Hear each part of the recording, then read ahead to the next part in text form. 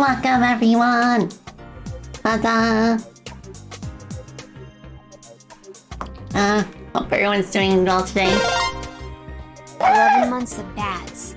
Spacey 56 wiggle, Spacey 56 jam. Spacey 56 wiggle, Spacey 56 jam. Bats! Thank you so much for the 11 months, Oz. Yeah, you know I had to do it to me. You know I had to put Sonic Superstars music on my playlist today. Oh my gosh, this track is so good. It's like a combination of like both versions of Tidal Tempest and also Rusty Ruin from the PC version of 3D Blast. So good, oh my gosh. Yeah, T-Lope said it again. Honestly, I don't mind the June tracks that much. Like, it's hard to be mad at them when we have so many other bangers in the soundtrack. And not all of them are bad, honestly. Like, I think it's just like the contrast between like the Genesis instruments and like the more modern sounding tracks that T-Lope's worked on. I think that's what's making people upset about it. But yeah. Welcome everyone, I am Spacey Bottotelli. I am a Gadgeteer Bat and a game developer. And over the past few months, my team and I have been working on a hololive fan game known as Chrono Gear Warden of Time. We've been making pretty rapid progress these past couple of weeks, especially in terms of like art assets. I've been working closely with Edge Drive, who is in the chat right now. Everyone give some love to Edge Drive. Huzzah! But I've been working closely with him on like various tile sets, including for the Nature Hub. Wish you could stay home and watch the Steph stream and draw more red scarves. I like. Oh. Yeah, it's okay. The VOD will be up as always for your convenience. Okay, so I don't know if you can notice, but like I did add a slight particle effect to the trees, where like a leaf will occasionally drop from it. I think it's a really subtle effect, but I think it adds a lot. I also wanted to make like a blowing wind effect for the leaves, but I think because of the pixel arty nature of the game, that I don't know if that would look the best. But I'm sure I can think of other tricks to add a little bit more atmosphere. Oh, Dark Moon, thank you for hydrate. I'll take sippy. Yeah, you've been giving it your all. Yeah, I'm so proud of your work, Edge Drive. You've absolutely been killing it these past couple weeks. Oh my goodness. Like, we've actually been double teaming a bit. Okay, let me stretch. We've been double teaming on these trees. I will show you, like this birch tree, for example. So Edge has been doing the trunks. So if I hide everything else, you can see that like here's just the base trunk. I drew the leaves. And they're built off of like multiple leaf clusters, and I just kind of like place them around randomly to give it like a nice full fluffy feel. There is a very useful technique that I would recommend for making this go by faster when you're drawing like trees and stuff. I'm gonna pull up the foliage in my drawing program real quick.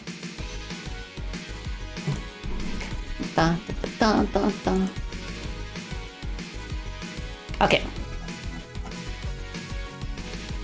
Alright, so this is the tile set that, well, the sprite sheet that I use for the leaves and the trees. Now, these big ones, all these are like really big and like randomized versions of these smaller ones over here.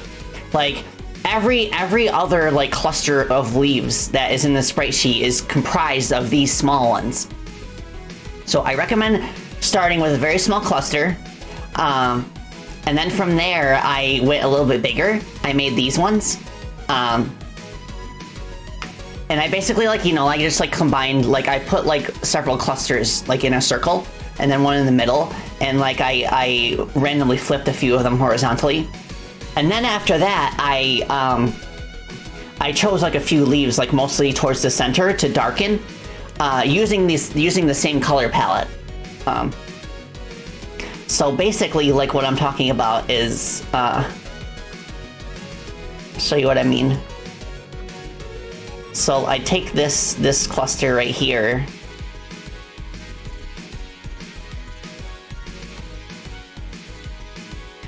And then what I'll do is I'll take the darkest color in the palette, and then I'll replace the second darkest, and then I'll just go up like that.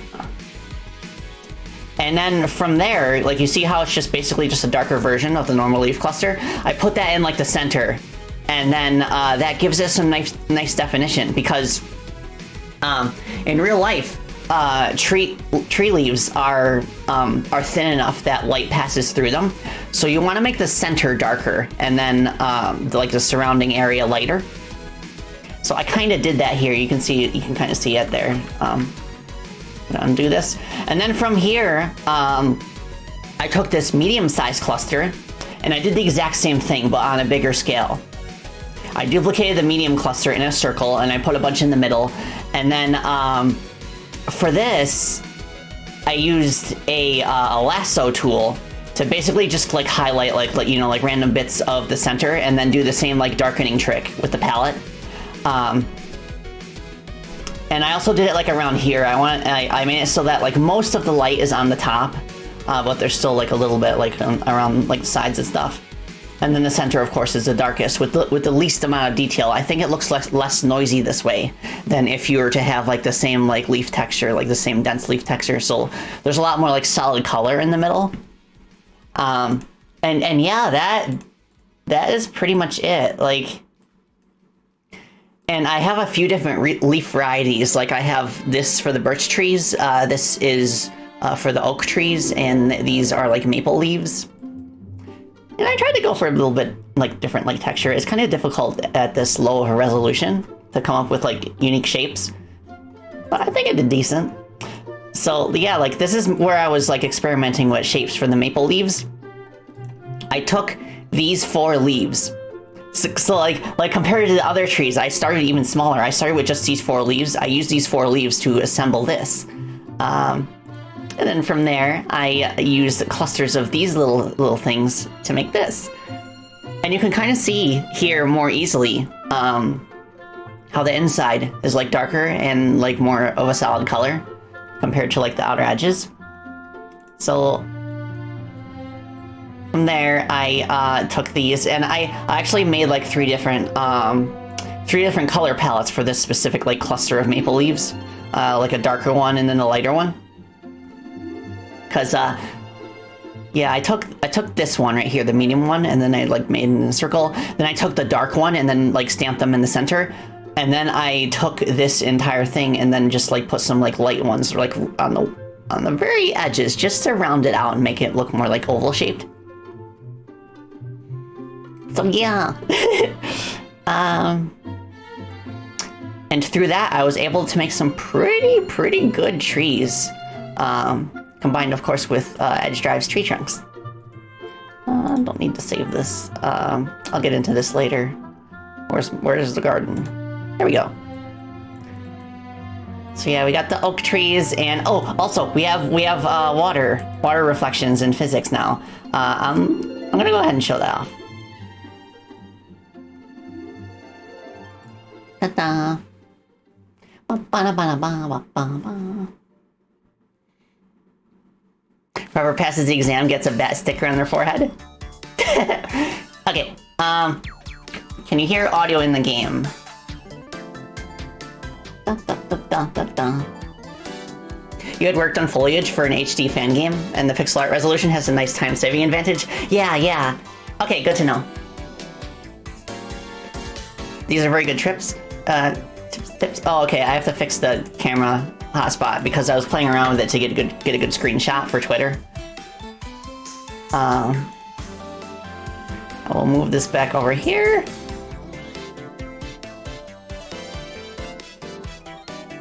Da, da, da, da, da, da. You can't hear the game audio? No? Okay. Alright, let me check it. Let me try it again. No game audio? Okay, I will see what's up with that. Audio Godot.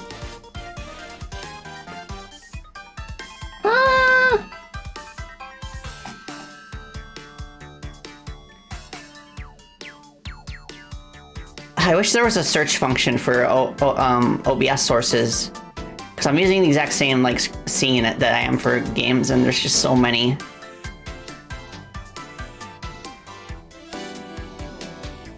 I know you're here somewhere.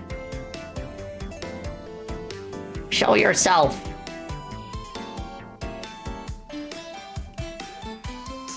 So here's a game overlay. Okay, I found it. There we go. Okay, yeah, it's because I changed, I upgraded my version of Godot recently, so that's probably why.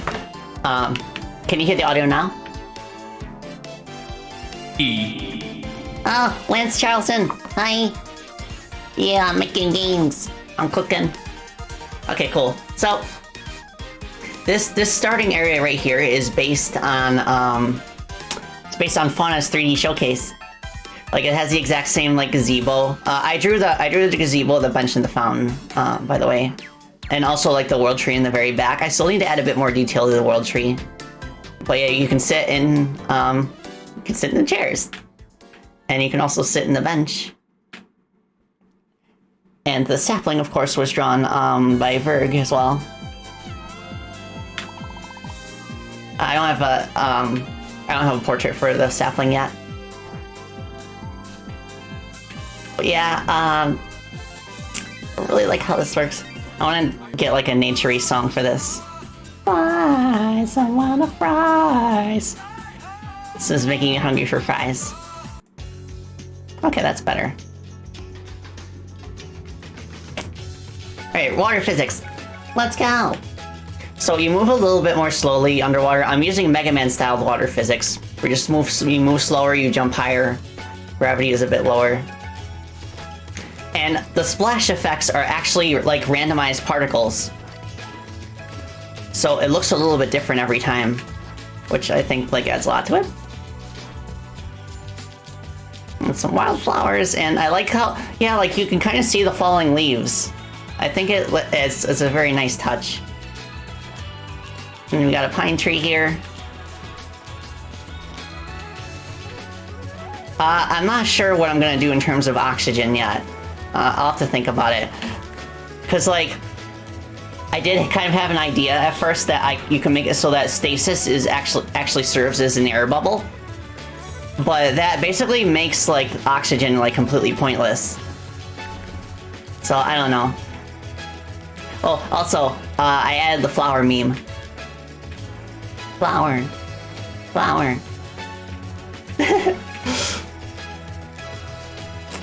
But yeah, that's the nature hub so far. Crony can't drown because she never runs out of oxygen timer. Yeah. Walking on water with stasis? That's an interesting idea. Or like walking on water with haste. Maybe haste makes you fast enough that you can do like water running.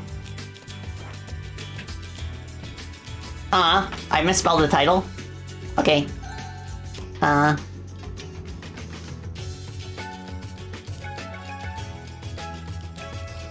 Oh wait, no, and the music thing. That's interesting. The leaves do not adhere to pausing the game. I wonder why. Very interesting.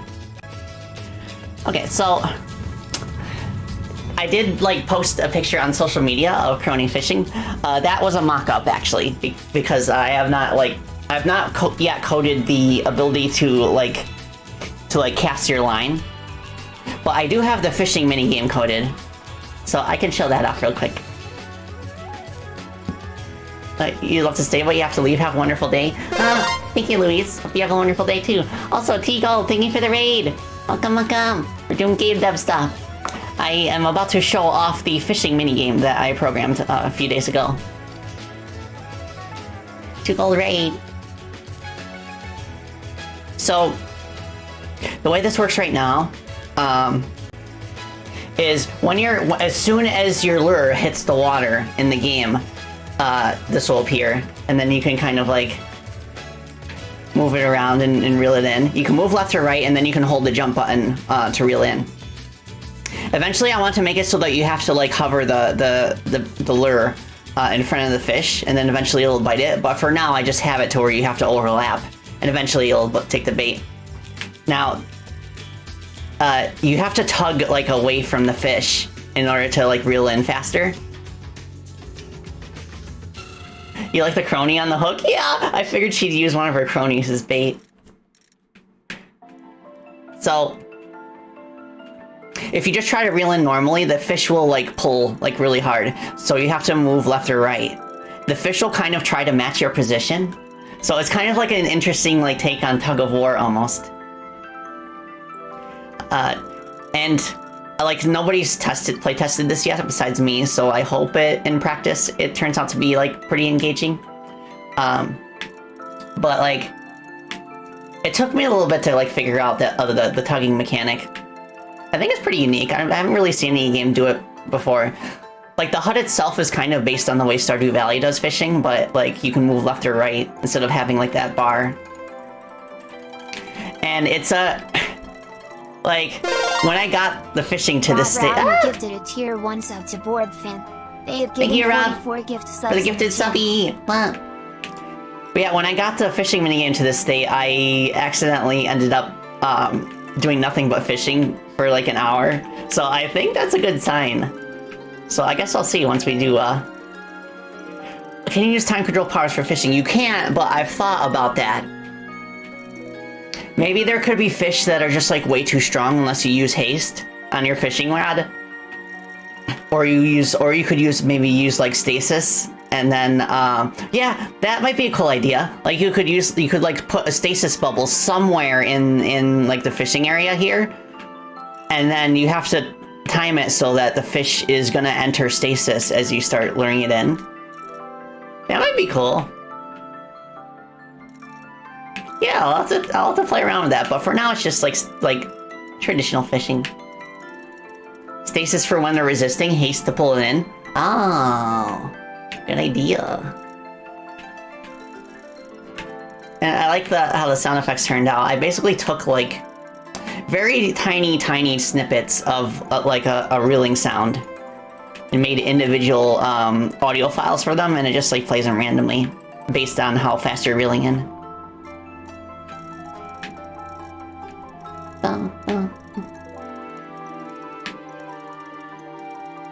Oh my gosh. Okay, I have to stop or I'm gonna get hooked again. No pun intended. But yeah, I do have animations for Crony, like specifically for fishing, all set to go. Oh, thank you for hydrate, Rob. I'll take sippy. Oh my goodness, has it been 20 minutes already? Oh my gosh. There's so many things to go over. Like we've really been kicking butt these past 2 weeks. So, Crony's animations.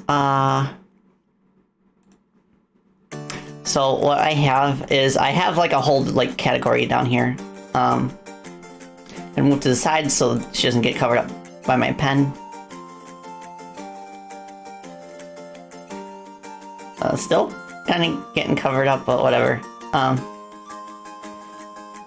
So this is like when you're like prepping the line, and I'm thinking you could switch between this and the normal one, depending on how far you're gonna cast the line. If you're just gonna drop it in front of you, then she would just like stay in this pose, but if you like cast it far away, then she'd kind of like hold it back like this, and then like throw like that. I've got speed lines for it, which I don't know if it's inherently necessary. I wonder why the second frame is not showing. Whatever. But then here's when it's in. I've got smaller sprites at her size for the lure and the floater, but I'm gonna render like a line like inside the game and like have it like curve the way a fishing line would when you cast it. I still have to figure out the physics for that, but I'll do my best. And then when you start reeling it in, this kind of like expression where she's kind of like struggling and pulling it. I think that works well. Oh, also forgot to stretch. All right, let's stretch. Yes, remember to hydrate, chat. Very important. Also you need to angle it flatly, horizontally before the cast, else it doesn't go far. Yeah, I was thinking I could also have like something like Stardew Valley where certain parts of the water can like glow or bubble or something, and then you'd kind of have to like specifically cast in that part to have the best chance of getting good fish.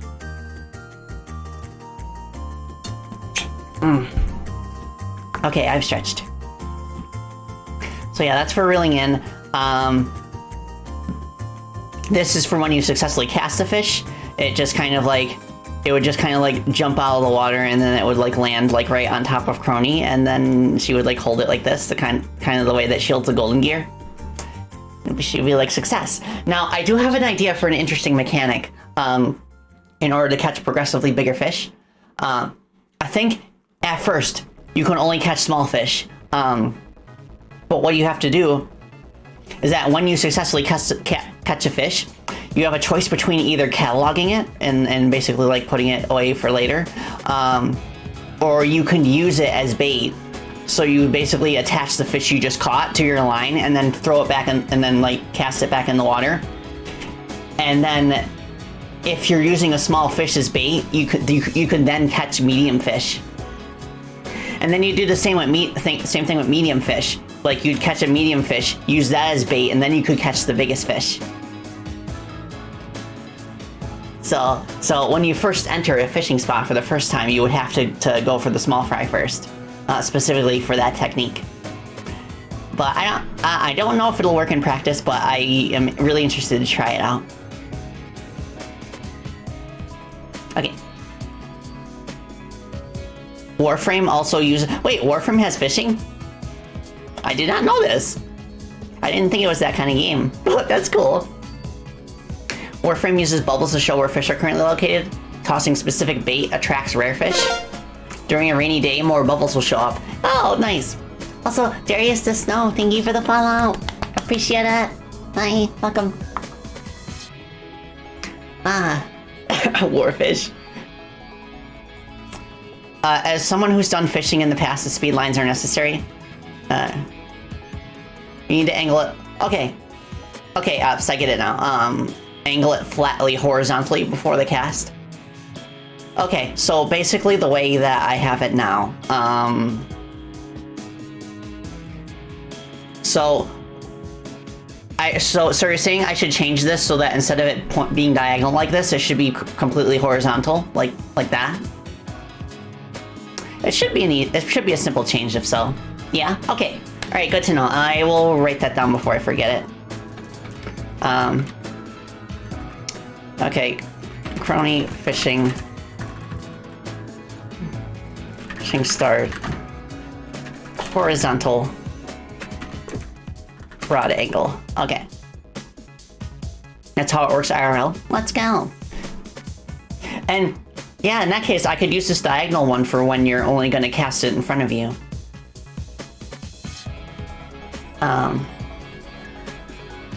Cool.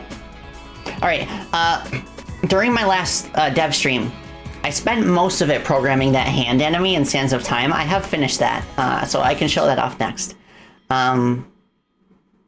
Where is that scene? Okay, the actual cast is very sharp and sudden, so it will be a blur. Okay, good to know. So, for those who weren't here last stream, I spent most of it working on these hand enemies that stay underground until you stand on top of them, and then they kind of like try and grab you and pull you underground. So I now have them pulling you underground successfully. And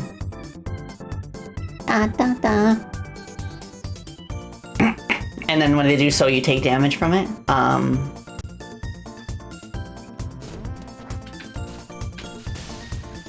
Miss me. But yeah, they pull you down a little bit now. The technique to kind of make them easier to deal with is that you drop a stasis bubble. And if you still get caught, you have a chance to escape. Right now it's just a button mash, but I want to change it into like a sequence of 4 specific like directions you have to press. I think that would be easier in the hands. On my hands specifically, as a player, not these hands. Okay, so can do this. They now get destroyed in one hit. I think that's enough. I think it's too annoying if you have to whittle down their HP and just wait for them to pop up again. Because after they attempt to grab you, they will stay underground for 3 seconds before they start checking for players again.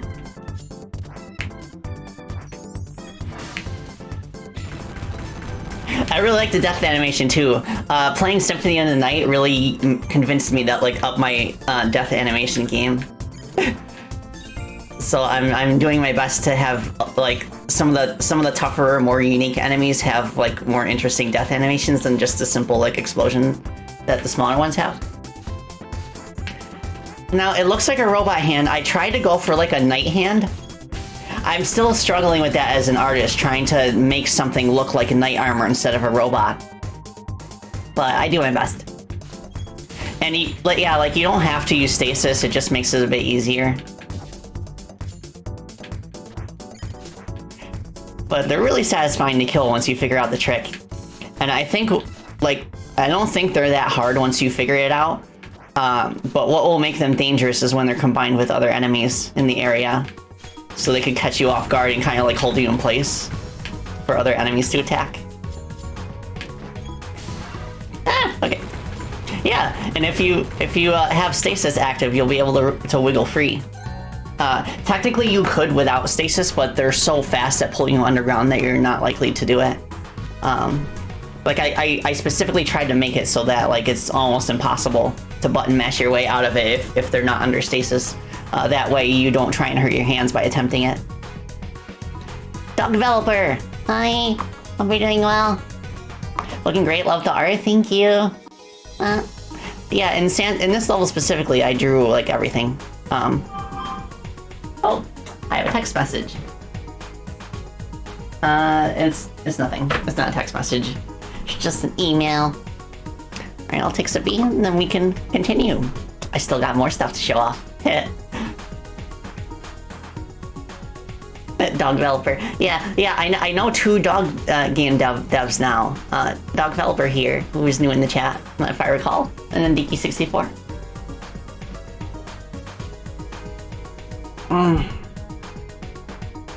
Thank you, Rob, for the hydrate and stretch. I'm taking Sippy. I will take Stretchy now.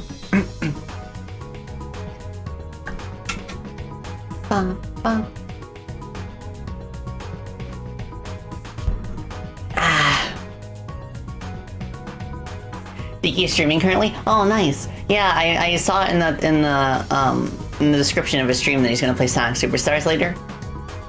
Nice. Yeah, I quite enjoyed playing that a couple days ago. You got here during the Symphony of the Night stream? Oh yeah, I remember now. Let's go. I want to finish the inverted castle next week. I'm determined. I want to fight Dracula. Okay, so that level is fine. Now, I've also made a lot of progress on the carnival level. It's still not quite finished, but I've got like more of the gimmicks in place. And like when I last left off working on it, like outside of streaming, I was working on the audience in the final train car. Because in the first mission, you would have to go over to Polka's train, and then I'm thinking she would have some kind of like ring challenge for you, and then if you pass it, you get the first golden gear. Like maybe I could have it like, because like the first mission currently starts you off in Bettle's train, and then you have to go to Polka's train. For the second mission, maybe you could start in Polka's train and have to go to Bettle's train. Yeah, I've been learning Godot to make this game. Okay. So, the background doesn't line up because it's parallax scrolling, so don't worry about that. A little bit of spotlight effect there. I also have cutscenes with both Bell and Polka now. So that's cool.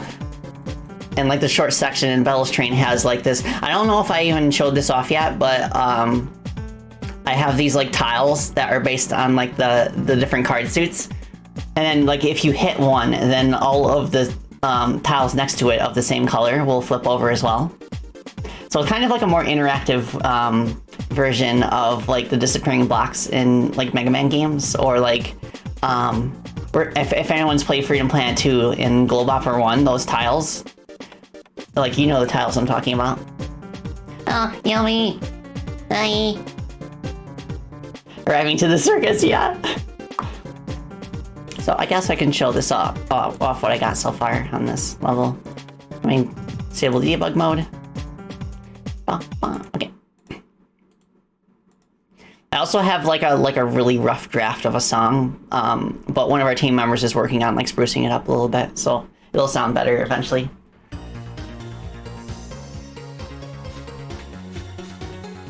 So you start here. Yeah, I put balloon platforms down here just in case you fall down, so that you have an actual way of getting back up.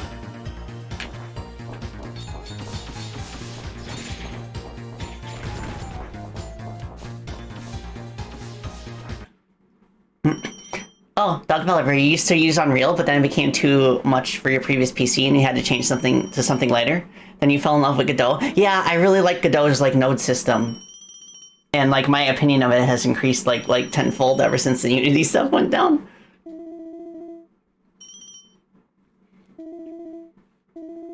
Well, yeah, it's a really fun engine, and it's cool that there's so many people working on it to make it better over time. So I'm very like optimistic about its future as like a serious like game development software. And there already have been games published on console with Godot. You just have to go through a middle party because of the weird rules with like open source software. Yeah, this is how this works. You hit this and then like they all like flip over and they make like a little card sound effect.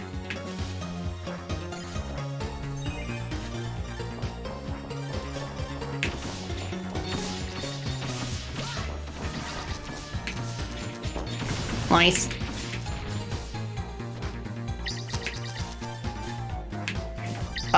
FSR2, what is that, dog developer? It sounds interesting.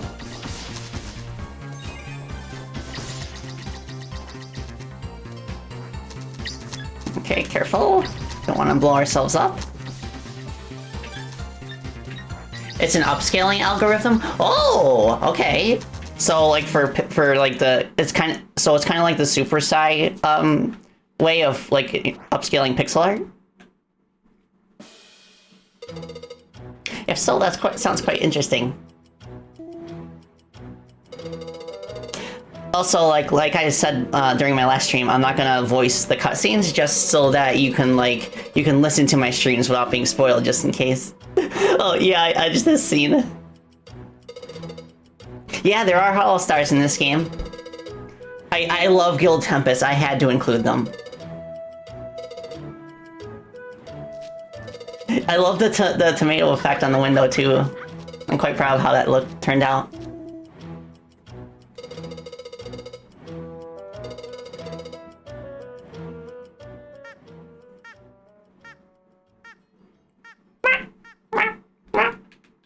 Yeah.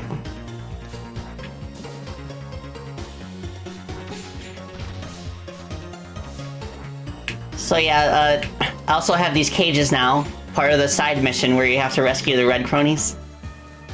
Yeah, I can't wait to show footage of this stage once the music... All I'm waiting on is the music. Once that's finalized, then I'll show like footage of like Bettle's train first, and then Polka's.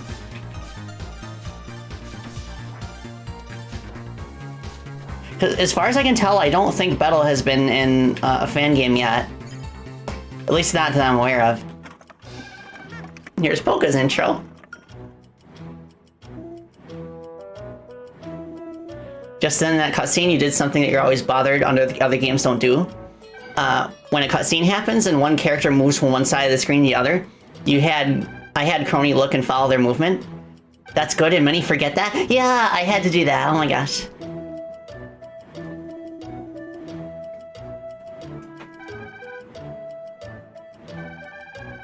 It's like DLSS for NVIDIA. Rob says if your PC's struggling, image upscaling stuff can help you increase frames per second, especially for games that use ray tracing. Oh, okay, so it's primarily based on games that use like textures, like 3D games. I see. I love Polka's bouncy eye animation too. I think that was Ward's doing.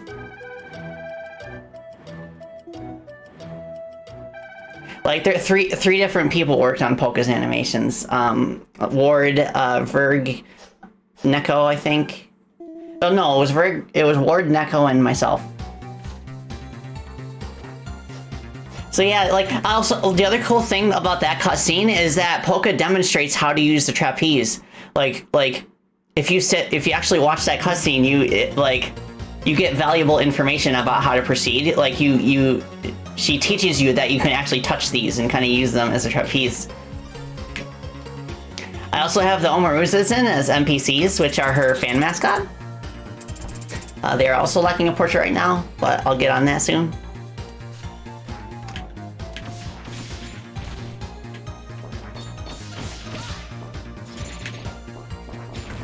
And so this is as far as I've gotten in this room. The rest beyond this is just like placeholder stuff. Like, I'm mainly trying to figure out what the final encounter will be like. I don't think Polka is hostile enough to actually fight you. I think, like, she would just have, like, some kind of, like, challenge where you pass through the flaming rings. So, like, there's two types of rings. There's these normal ones that just kind of boost you and stay there. And then there's the exploding ones that disappear. So maybe she'd have, like, a Ring of Fire challenge for Crony in order to, like, see if she, like, really deserves the golden gear.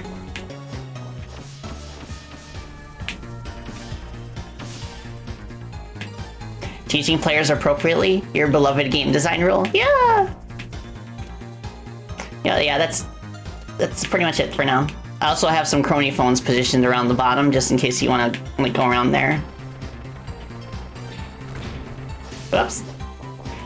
And I also like how, like, if you're using a different gimmick, like if you're riding on the Cronies, and you pass by the trapeze, like, it kind of, like, cancels that. But yeah! Oh, also, just like I was showing off last stream, you can use stasis to make the trapeze easier to use, which I love! Oh my gosh! I just love when the gimmicks, like, synergize so well with your time powers. Could it be somewhere where she has a challenge in a show, but something goes wrong and you work together with her? That's an idea. I'll think about it on my own. But yeah, that's what I got so far of Carnival Railway. But yeah, once the music track is set, then I can start, like, sharing, like, footage on Twitter and stuff. I'm excited for that. But yeah, like, all I really need for this first mission, is to do, like, one more trapeze room. Something that's a bit trickier to get through. And then there's the final room, where you have, like, the ring challenge.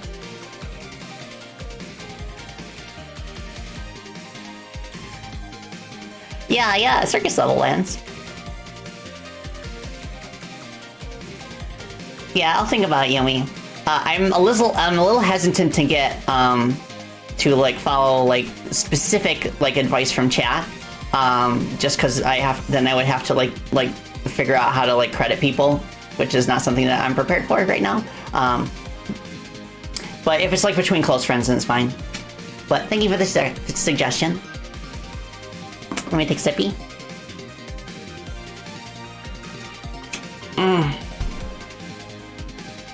Alright, there's kind of one more thing I want to work on, before I get to, like, my boss design blitz.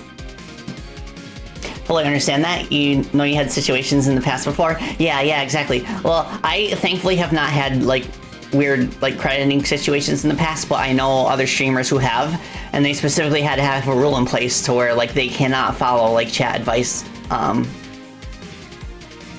Yeah, like, one of my musician friends was like that. Like, one of my musician friends who does, like, regular, like, streams where she makes music. Like, if the chat, like, suggests, like, that she do something specific, like, she kind of, like, can't follow their advice to the letter, I guess. But then again, like, she does, like, music professionally, like, as part of her job. Whereas, like, I'm just, like, doing this as a hobby, so I'm not gonna be quite that strict. So again, if we're friends, it's fine. Is there anything specific you had to do to make stasis work on other mechanics consistently? Yeah, I did figure out a trick to make stasis, like, consistent on any, like, physics object. So basically, like, for the enemies, for example, all enemies in the game, or in things you can damage, inherit from this script that I just called base object. And base object has a variable called timescale. I have I have signals in the time bubble object that will call set timescale, right? Like right here, and that sets the value. And specifically for the physics, I have this stuff right here. This is where the magic happens. So, like, for character body 2D objects in Godot, you call move and slide, and that is specifically what allows the physics object to move and process its physics. In order to get timescale working, all you gotta do is right on the line right before you call move and slide, you multiply the current velocity by the timescale. And then in the line immediately after, you divide it. So that basically makes it so that the velocity is properly adjusted for the timescale before you process the physics. And then when you're done processing them, it returns it to its original value. So that it doesn't mess anything up. It's so good. I can't believe like how simple it is. I thought it would be a lot more complicated, to where I would have to like go through every instance in code where the velocity was being set and kind of like take time scale into account, but no. This is the special trick to add time powers to your game. And for gimmicks that aren't enemies, like I have scripts for specific gimmicks, like let's see, where can I find one that... For like sinking floor, for example, I use a sinking floor script for things like quicksand, for example. This has its own timescale, and I basically just like do the same thing, except like since quicksand itself is not a physics object, all I have to worry about is its effect on other objects. So, yeah, it's got set timescale. So here we go. So this right here is being multiplied by timescale, and that's basically like the way the quicksand works is that it has like an invisible platform on it that gradually sinks when the player stands on it, and that's how you kind of get the effect. And that the movement of that invisible platform, I just multiply it by timescale in addition to delta time. Yeah, stuff like that. Like it's a pretty good workflow once you get used to it. And then the important thing in my case is that whenever I make a gimmick that I want to be affected by timescale, I have to make sure that I have the set timescale method. And then like I can pretty much have the time bubble like check to see if any object that it collides with has this method, and then call it if it does. And then last but not least, I have let's see. Like in any object that can be affected by physics, like this moving platform, for example.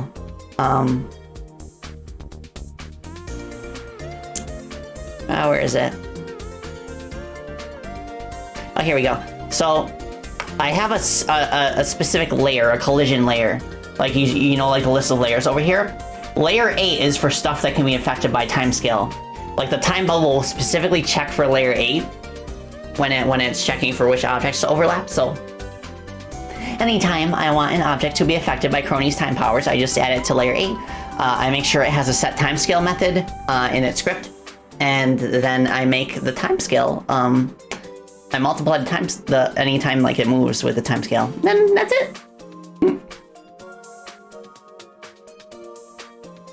In C# terms, you check if the object that enters stasis has a specific interface and call it. Yeah, exactly. Yeah, that's one of the things that I really love about Godot compared to like trying to like, I'm sure C# has a way of doing it as well, but I didn't figure it out during Freedom Plan 2's development. So I'd say a better way of putting it, I'd say, is like one of the most valuable things I've learned working with Godot on this game specifically is that you can check if different objects have a specific method in their script, and then if so, you can call that method, and it allows you to call the same method in different scripts. It's all good. C#'s approach is you cast the object as an instance of an interface. Oh, okay, I get ya. Yeah, I think I did something like that for Freedom Plan 2. Yeah, the developer has method is so useful. Oh my gosh. I just love how much more simple it is compared to like C#.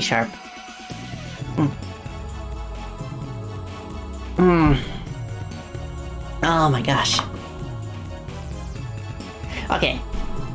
So that's all set. Alright, one more thing I want to show off.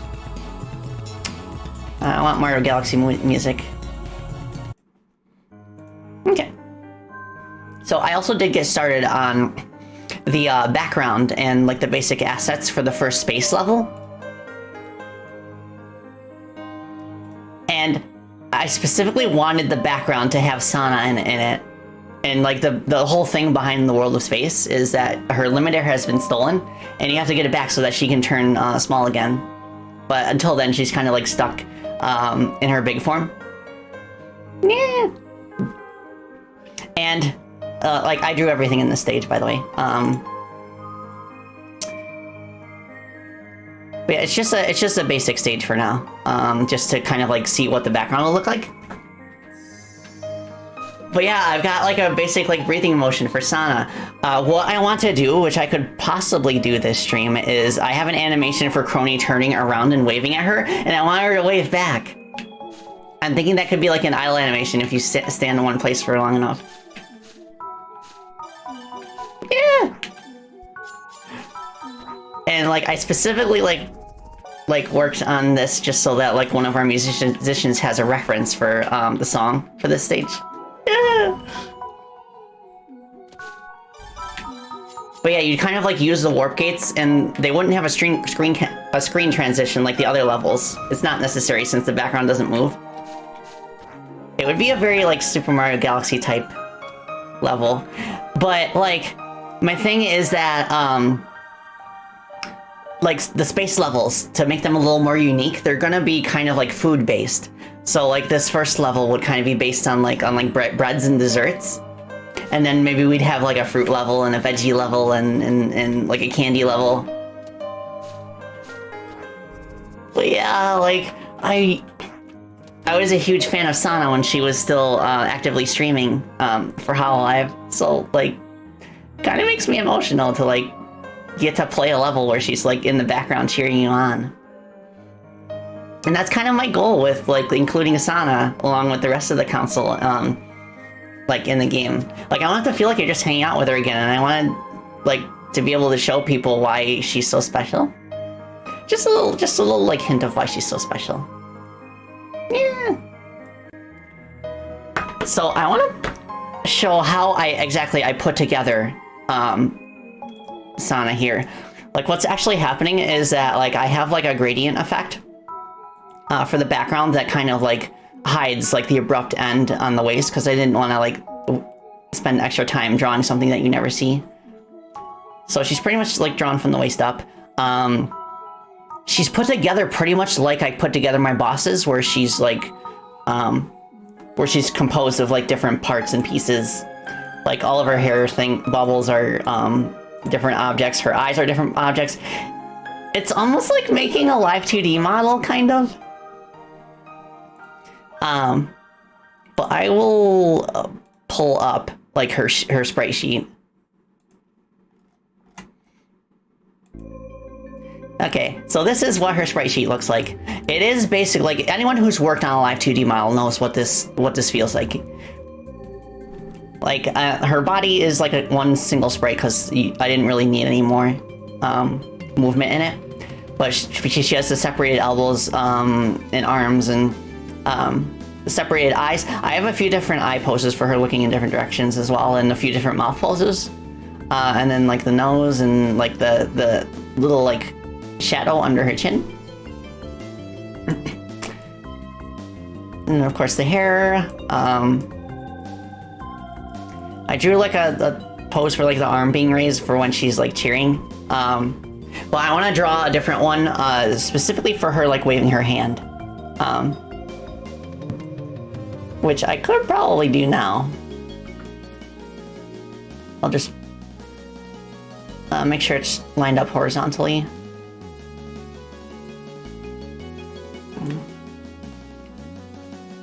Like that.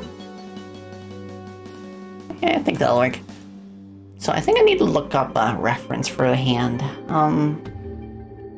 Wait, I do have a reference for a hand.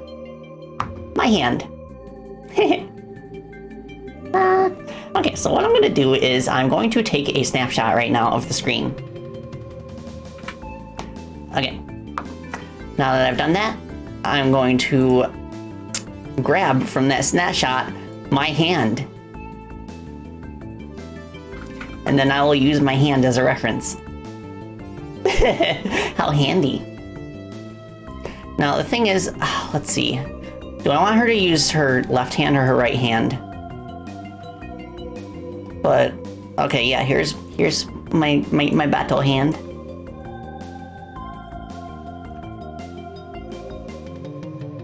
Yeah, I'll flip it horizontally and make her, like, wave her left hand. Because I don't think, I think her right hand is too far off screen to be able to wave. So from here...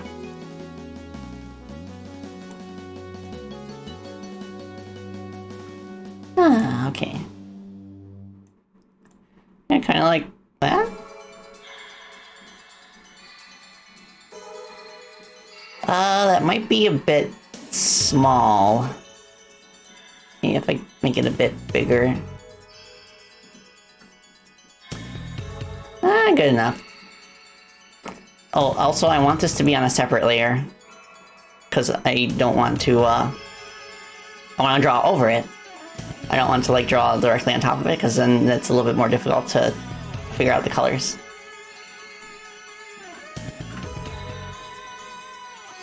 Well, yeah, I guess. Something like that.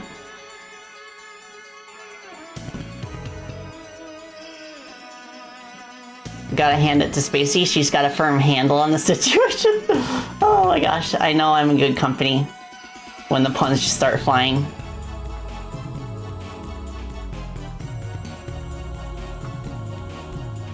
And nobody acts like they're about to die because of it. Okay. Well, I guess something like this.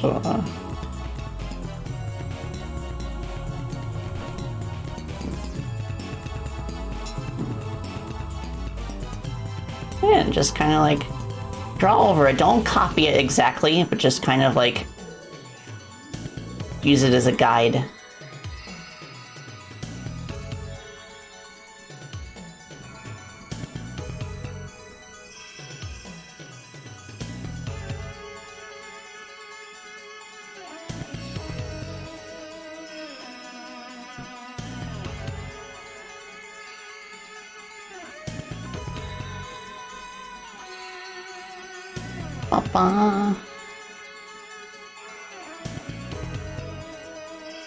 You know, I'll take this as a go-ahead for all your puns to come out during my artist meetings. Well, you know how I feel, but it's how other people feel. That's the challenge. You gotta hit them when they least expect it. To where they'll be like, oh, okay, that was clever, rather than, no, stop it!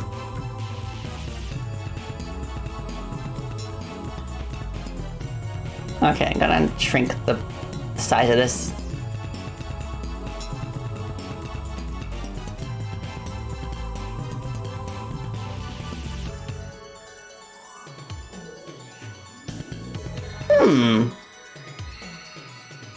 Okay. I think that worked pretty well. I mean, I'll polish it up a little bit more, but... yeah. This could work.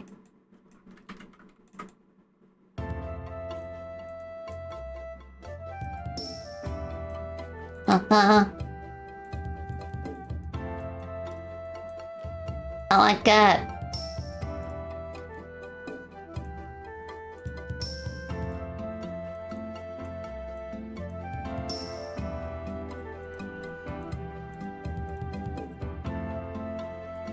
Nice. Maybe a little bigger? The hand? Yeah, I agree.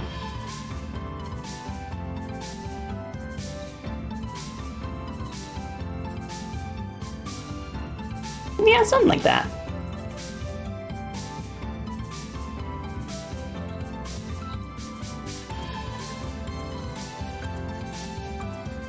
Da, da, da, da, da, da, da, da, da, da, da.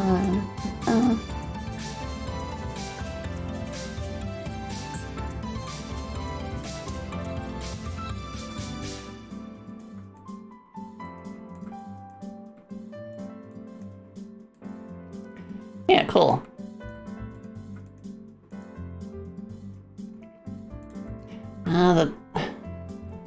Excuse me.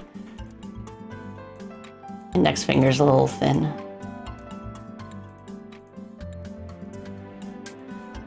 Yeah. Yeah, I think that'll work. Let's go.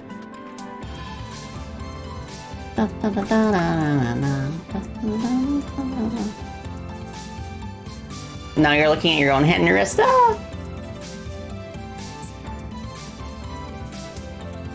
Okay, cool. So I'll save that. So the way I have this working is that I have an animation player. And I just have the idle animation for now, and it sets all the rotations and stuff. There's a lot of parts. So that's how that works. I think for the waving arm, what I'm gonna do is I'm gonna have it be a completely separate object. I mean, I could like rotate this arm up like during the transition, but because the waving arm is pointing up, whereas this one's pointing down by default, I will have it be a separate sprite. So for arm L wave is what I'll do. I will give it a unique texture on the sprite atlas. Oh, I forgot to save it as in PNG. I will go ahead and do that.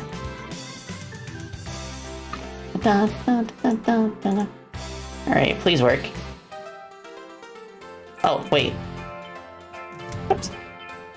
Okay, so I forgot to turn off my drawing window, so I will demonstrate this again. This is how the idle animation works. It's got all these moving parts. Ugh, there's so many, but it looks really good when you have like that many parts and you kind of like delay their movement in sequence to give it like a nice flowy feel. Right, so since once again, since the pose for the default arm and the waving one are so different, like this one's angled like downwards diagonally and the waving one's like angled upwards, I'm just gonna have it be a separate sprite. So I will make it a unique texture in the atlas, and then we see it here now.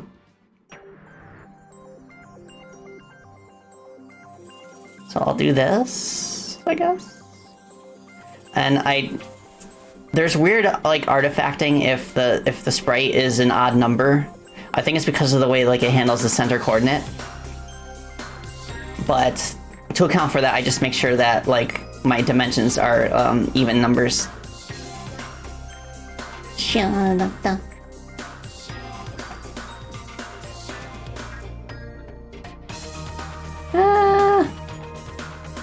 Sure. Okay, so now from here, I will adjust the position. Wait, no. Not the position, the offset. E.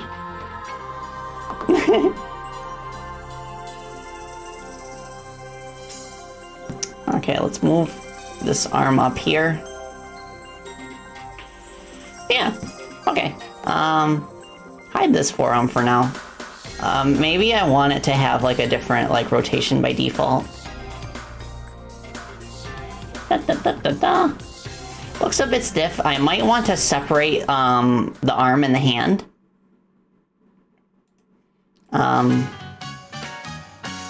Yeah, I'll do that. So what I'll do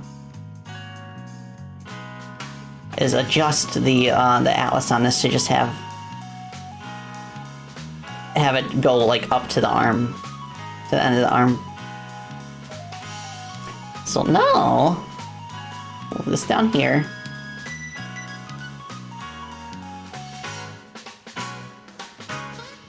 So now we do hand L.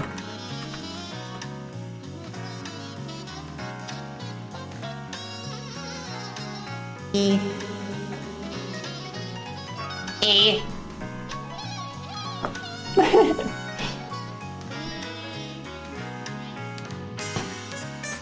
Remember when you played X5, or you're not sure if you're going to beat X6 once you do X6? Oh, I've beaten it before. It was an ordeal, but I did beat it. Like, you basically have to use all the armors and upgrades in order to get through it. It's not like X5 and under where you can get through it as unarmored X if you want. Okay, so here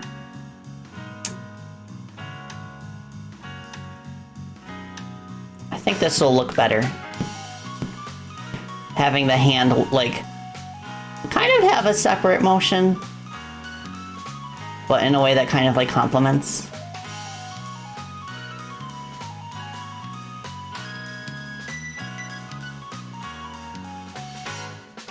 Something like that.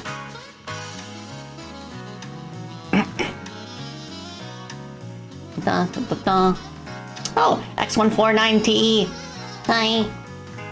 Hope you're doing well. I am animating. Okay.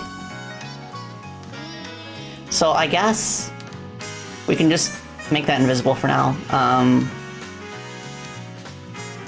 Visibility? Okay, we gotta add a track for this in the idle animation just so that... What's the dog doing? Oh, what's the dog doing? Both doggies are sleeping. One Paige is sleeping on the office bed. Sammy is sleeping on the floor next to it. Also, I've had my desk in standing mode this whole time. I've been trying to be better about like alternating between sitting and standing. And I think it's working so far. And I've also been hitting the treadmill at least once a day, so... I think it's doing wonders for my productivity these past couple weeks. All right, now we have the forearm visibility as a property. So for this, I think what I'll do is I'll just duplicate the idle animation and I'll do like waving. Anytime I accidentally hit the walking animation, you just like to imagine I'm on a treadmill. Funny thing about that is that my rig papa, Kevin, has a treadmill asset that we can specifically use with our walking animations. I don't know why, but for some reason, it's not loading on VTube Studio for me. So I would have to ask him about that. Walking around is important since that motion is how waste products are pumped out of the legs. That's a very interesting fact, Rosalie. That would explain why I feel like my food digests better if I go on the treadmill right after a big meal. Because it's at the point now where I just feel like motivated to hit the treadmill after I've eaten a big meal. Like I feel like oh, I better do this. So it's really cool. It's getting to the point where it's just a habit now, which is a very good thing. Big thanks for the stream. It's helping you relax from a busy day. Oh, I'm glad to hear that, Yomi. So we have the waving animation. So what I'm going to do for this for now is make the... I'm just going to flip the visibility. Oh, Kizumuki, thank you for the follow. I appreciate it. Hope you enjoy your stay. I'm doing game dev stuff. So I'm going to turn this off. Forearm L. Oh, right. I need to make this into a track.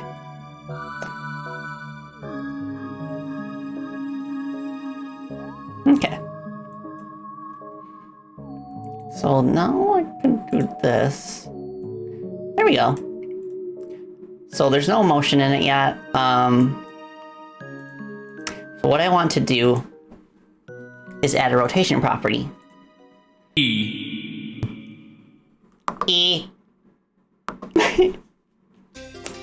I like your emo. I like your emo, Kizumuki. Okay. So let's see how. Let me do this. Okay, rotation property there, and then I'm going to add another keyframe here.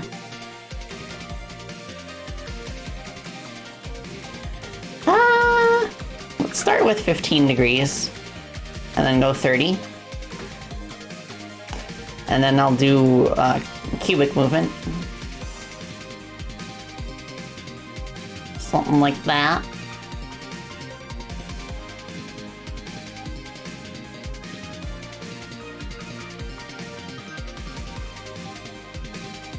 Cool. I think, like, I won't make this animation loop. I'll have, like, the entire waving motion here. So, 1, 2, 3, 4. 1, 2, 3, 4. And I'll have it to where... Okay. I'll start at, like, angle, I don't know, 45. And then this is where I'll make the arm visible. I'll make it start not visible.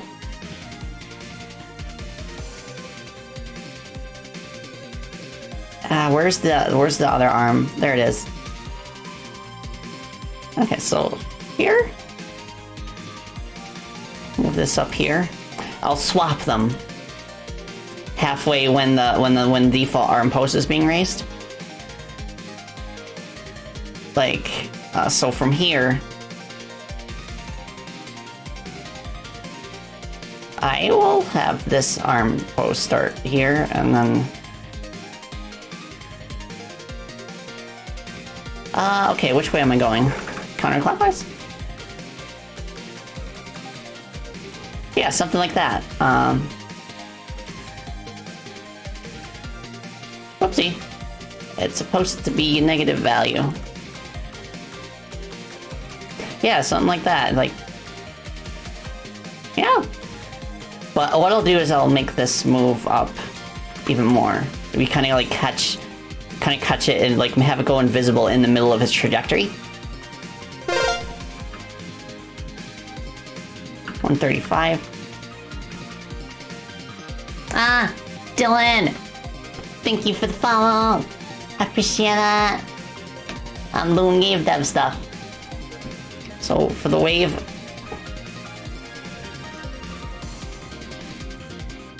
yeah, something like that.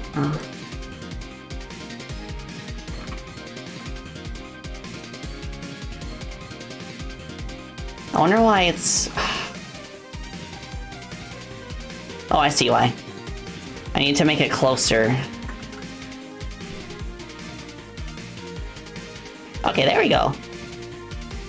Something like that. Make it a bit more snappy, I'd say.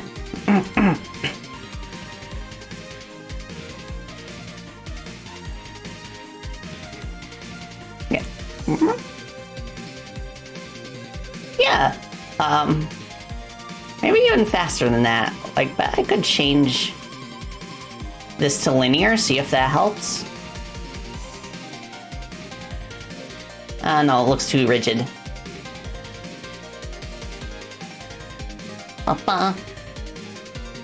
Okay. So now from here, I will take the hand, mess with the rotation for that. So for hand, I want...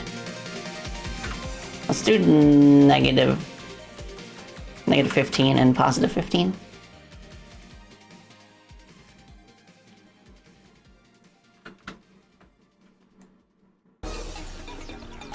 Oh, heck yeah, Speed Jungle, let's go. This and Lagoon City Act 2 are probably my favorites in Superstar so far. I also really like Press Factory, despite the Genesis sound font, because it's so catchy. Like, specifically Press Factory Act 1. Okay, so should I put this before or... no, after?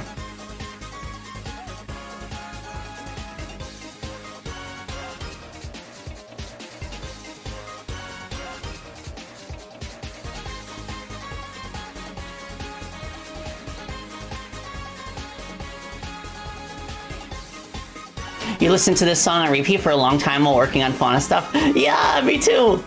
Let's go.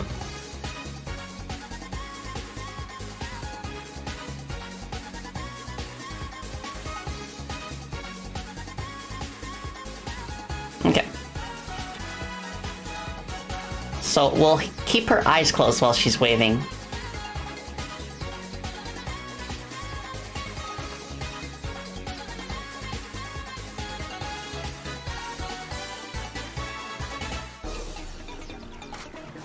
Yeah, I like how it's looking so far.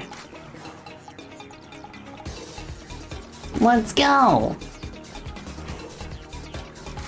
So once we're done with, like at some point in the animation, what I will do, put this here.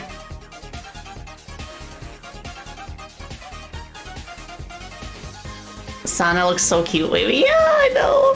Oh my gosh. I love seeing her in motion like this. So I'll move this down here, I guess.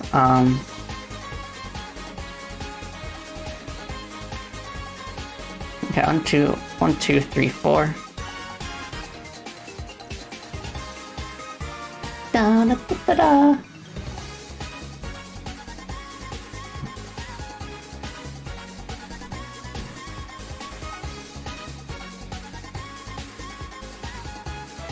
Yeah, this is the life. Listen to music that's an absolute bomb and just chilling with everybody.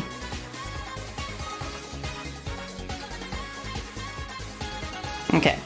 Why is the angle not... Oh, right. Oh, right, forearm. No? Wait, no. Wrong arm. Where's the one? Where's the left forearm? There it is. Okay. 1, 2, 3. 1, 2, 3. Move this here. There we go. Okay, so now I should go down afterwards. Almost. Now I just have to do the wavy forearm.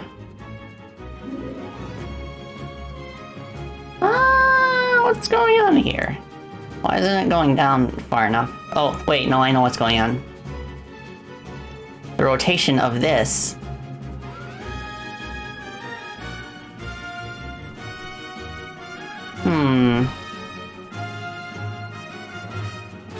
Okay. Move this over here. There we go. Wishing you a pleasant stream. Thank you, Anne.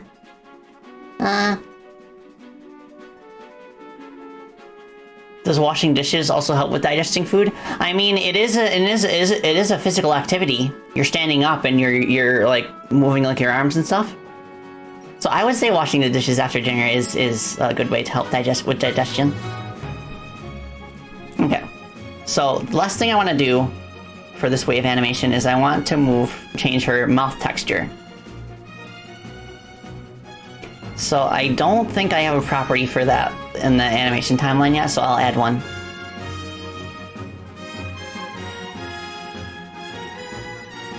Okay, here we go. I'll add a property for the region.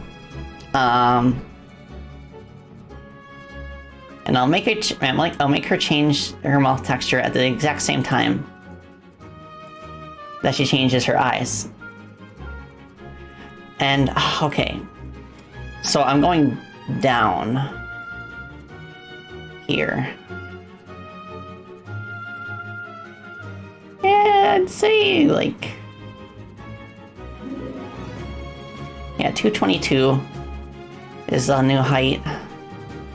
222. Make the height 12. Okay, also, because you see how it's kind of like scrolling into place. To avoid that, what you do is you change the curve style from linear to nearest. So that way, when it approaches the keyframe, it will instantly swap to that without any like transition. And that's perfect for like for texture regions. Yeah! Oh my gosh! That's so cute. Yeah, I'll always be a Sonalite, so just like anything having to do with Sana just makes me very giddy. Ah. Okay, so now that we got this, I'll make it so that she changes her mouth back like this. Let's go. Okay, it might be too slow, but we'll see once I get Crony's waving animation in place as well. Also, like, eventually there will be a space hub. The hub area for the world of space is like a starship where most of the Indonesian hololive VTubers are. And you'd get to interact with them there and like walk around the ship. But you'd also be able to climb on top of the ship and just like talk to Sana in the background, like as an NPC. And like I imagine I could have a few animations for her there as well.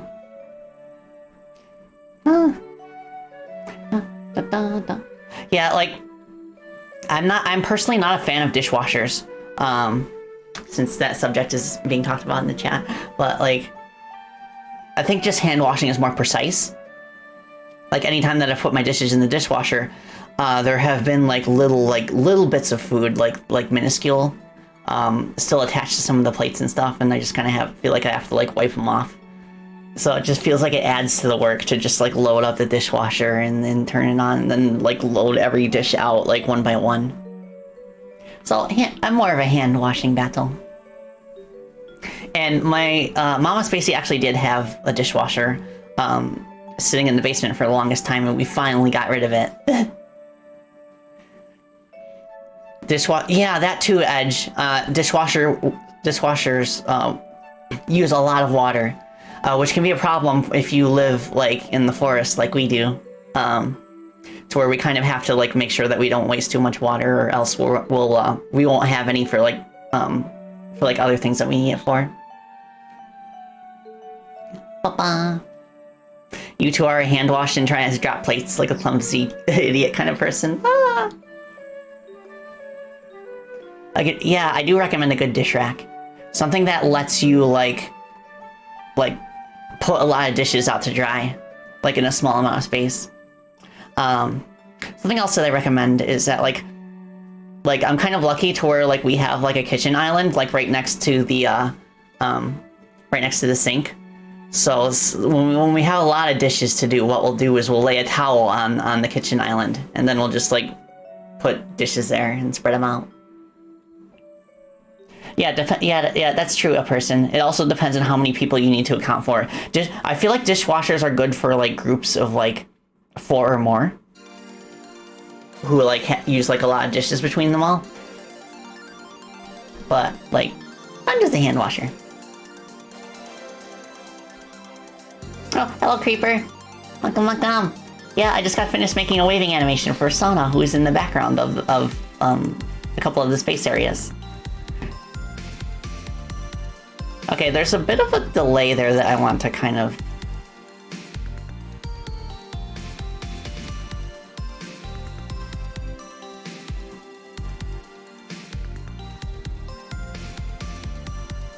Okay, I think I know what's going on here. I want to...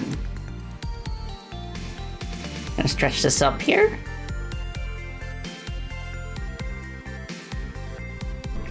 Something like that, I guess. And then I'll lower the maximum time here.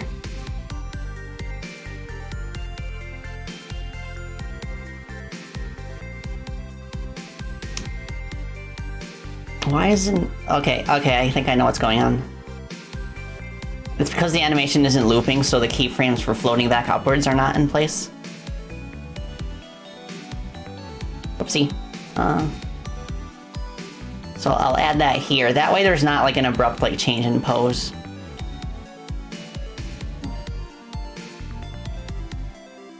Ah!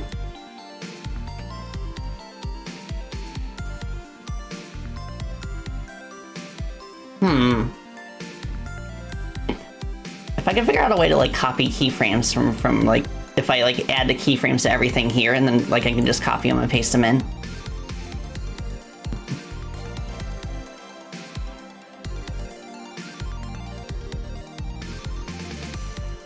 Okay, why is... Alright, the left forearm.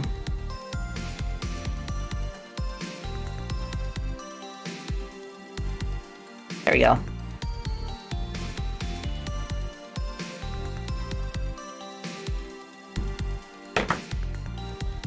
Cool. Okay, good enough. Good enough to work with. So now what I want to do is I need to add a property that kind of like has an override for your normal idle animation. Because I have one for Crony where she kind of like turns around in the background and then waves. Pose BG wave. Oops. Yeah, that's simple. Simple, but it'll do the job. It'll do the job just fine. So I think what I need to do, because the player is always spawned from the start location, I'll add a property to the start location and work with it from there. Player start.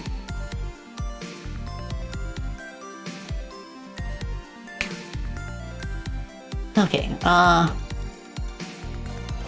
so we got these. Update story flags.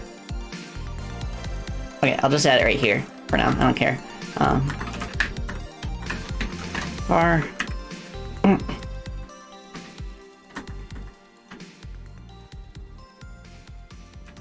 Idle animation override. And I'll make it an integer so that we can, actually, is there a way to have, like, have an integer in the inspector show up as a list of enums? I think I did that, actually, for the, for, like, the playing card blocks in, yeah, card block. There we go. So if you wanna have an integer for a value in the inspector and you want it to show up as a list of like names, you can do this. You can export, but then add an underscore enum afterwards, and then you just add a list of strings. I will do that for the player start location, and then that way I will be able to tell at a glance just by the name what kind of idle animation override it is.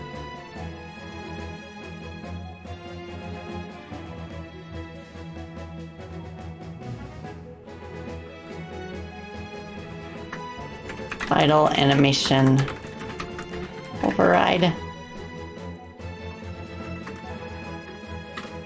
None. I'll do none, space, and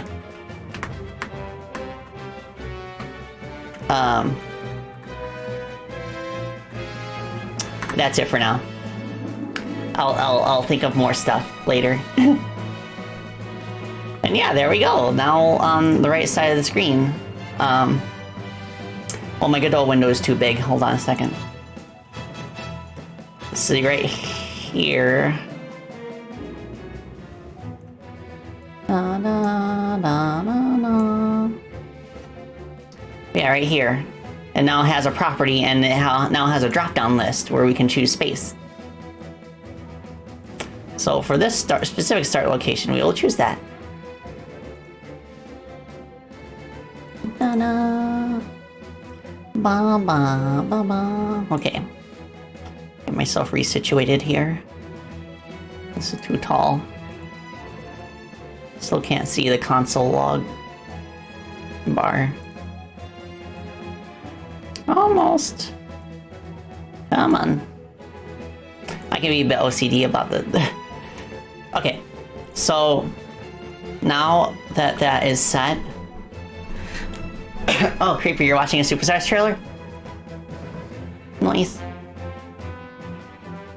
Oh, thank you, Fuzzy Beard. I could use the hydrate. Thank you for the reminder. I'll take sippy.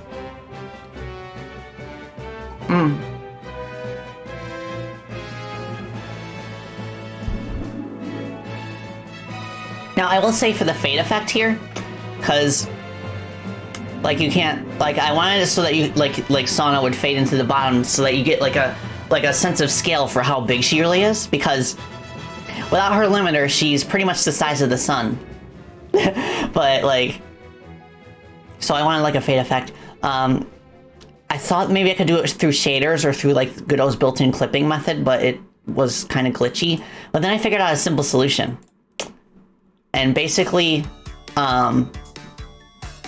I did is that I made a separate texture that is just the starry background, but faded downwards, and I put it over Sana. Like without it, she looks like this. And with it, she looks like that. And I gave this faded starry sky background the same animation player as the normal space background. Because like for the background, I have it like rotating very slightly, and the pixel artifacting actually works to our advantage because it makes it look like the stars are twinkling.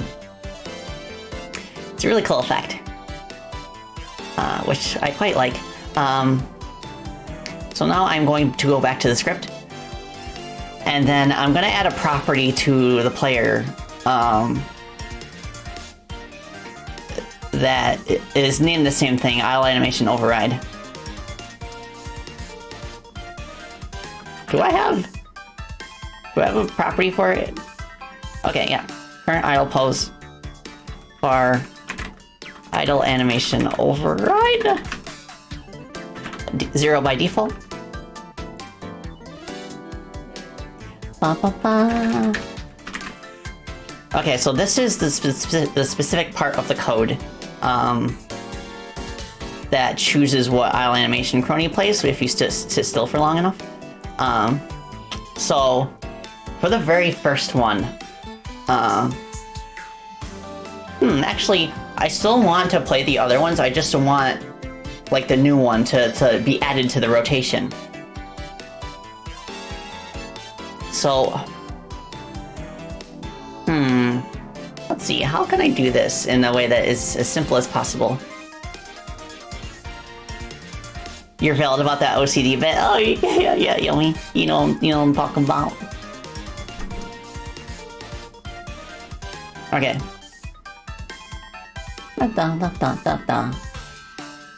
So I guess I could add like a one right here. And then I'll do match idle animation override. 1.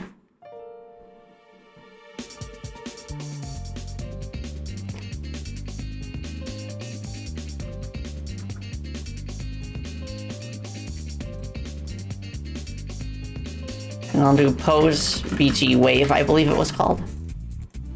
It's Ridge Racer! Ridge Racer! Ridge Racer!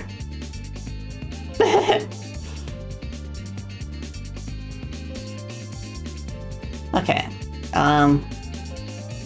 so this cycles back this way, so if file animation override it's greater than 0, we add, I'm sure there's a more elegant way to pull this off, but whatever. So then, okay.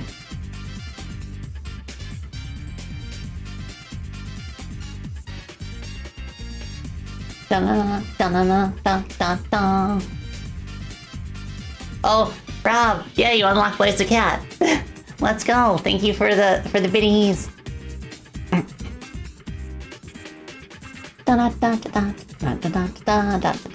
Okay. So I guess.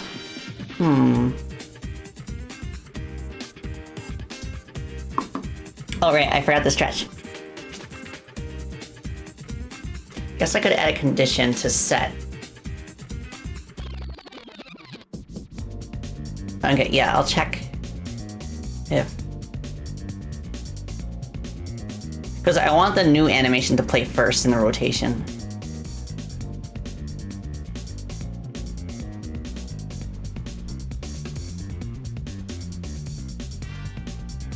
Okay, here. If animation override is greater than 0, current idle pose equals 2. Okay, this should work. Specifically for Crony, but I still need to make Sana react to that. So I could add a separate script to Sana that will allow her to do just that. And it'll be very simple. We're just gonna check if the current player that the HUD is attached to is playing that animation. Da, da, da, da. Okay, where do I have my scripts? Scripts.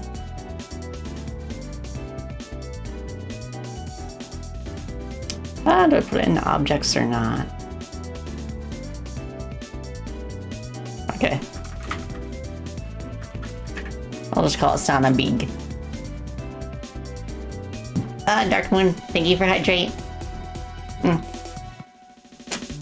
Quick sippy since I feel like I just took one. And quick stretch.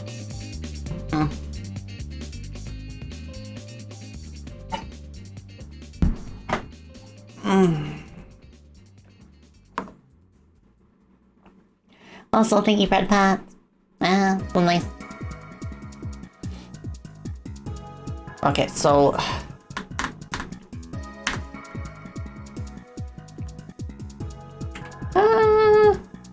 Wait, does HUD have a property for the target player?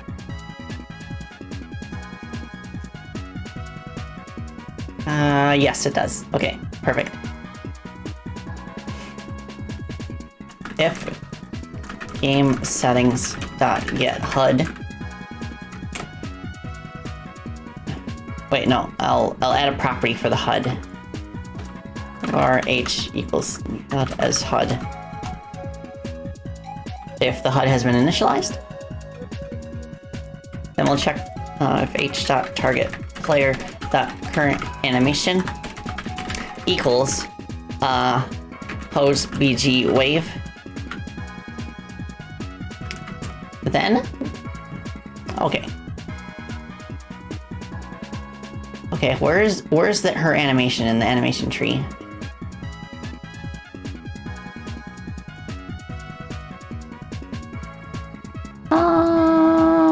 Okay.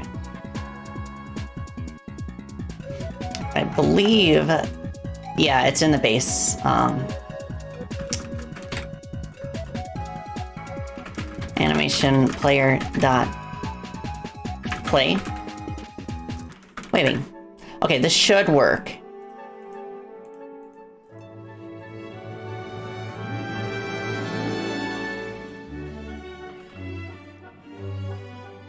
Just fascinated by your craft. You're so lost. Ah, welcome, Phoenix Moments. Well, I hope you enjoy the fascination. Thank you so much for hanging out with us. Okay. So if this worked, if everything worked correctly, if I set everything out correctly, our first idle animation at around like 10 seconds in should just be Crony waving. Something else that I would like to add after this works is make it so that she will always turn left, because Sana is left in the background.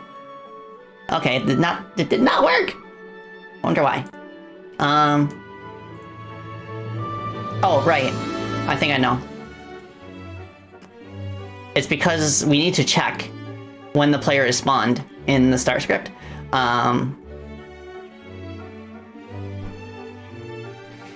Target player. Okay, yeah. If idle animation. No, I'll just set it to the same. Target player dot idle animation override equals. Okay. Is target player considered a player class? Yes, let's go. Okay, now it should work.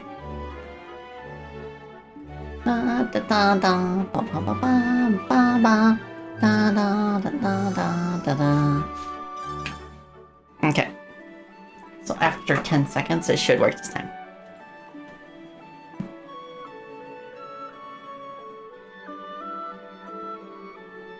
No! What are you doing?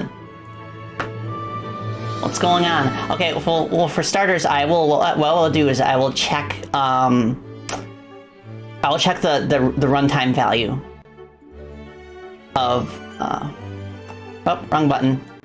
I want to play this local scene instead. Set the duration to 1 second for testing. I can do that. If I don't like figure out like an obvious like reason that it's doing this. What's going on? Okay, I thought it froze for a second. So we go towards the player object, and what we're looking for is, where's the value? Okay, yeah, the animation override is being set, but it's just not playing the correct animation.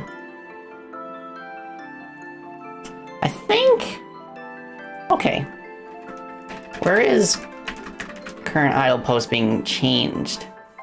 Because I think maybe a possibility of what's happening is that since I set it to the last idle pose, it increments by 1 before it actually checks to play the animation.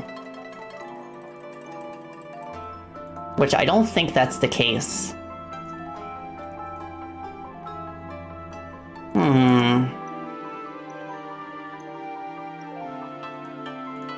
Wait, I'll set this to 1 second for now.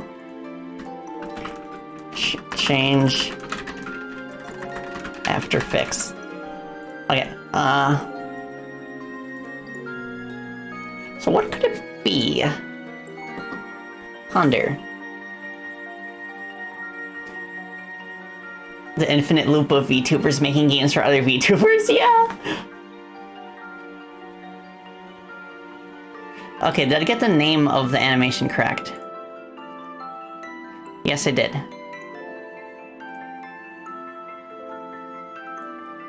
So what's the deal? What's the dealio?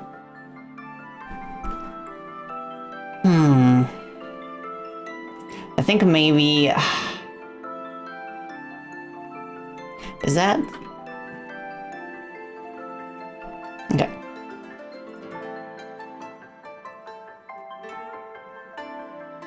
That should be fine.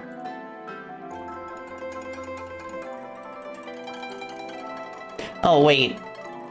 This is being set in the ready script, I think, and maybe, like, for some reason, like, that's not firing off.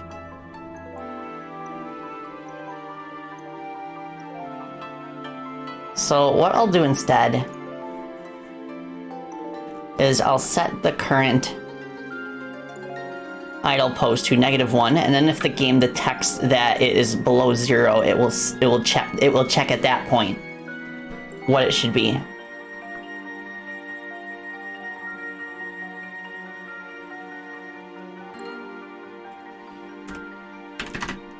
If current idle pose is lower than 0,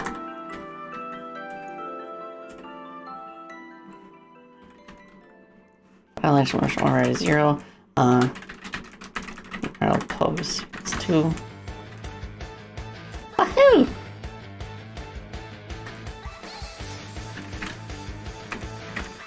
Okay. So hopefully this is what we need. Imagine Spacey in a racing game driving her signature car. Yeah, Subaru. Wow. Wow, hello. Okay, so I think this should work.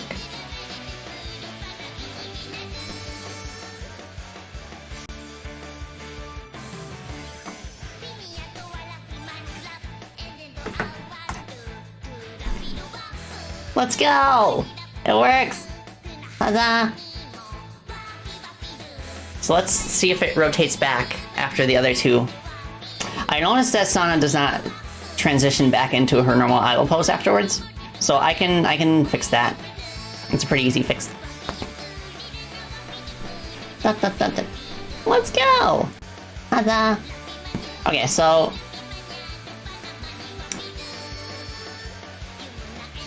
No, that's fixed. I'll change this back to 10 seconds.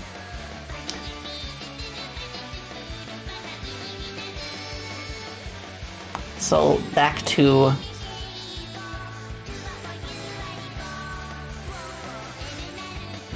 So what I need to do here...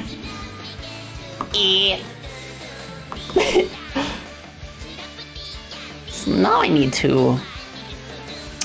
Animation, edit transitions. So next in the auto queue is that we go back to the idle.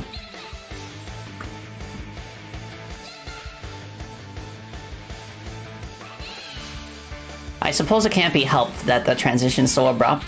I mean, there is a way to kind of like interpolate between more than one animation, but I haven't figured that stuff out yet.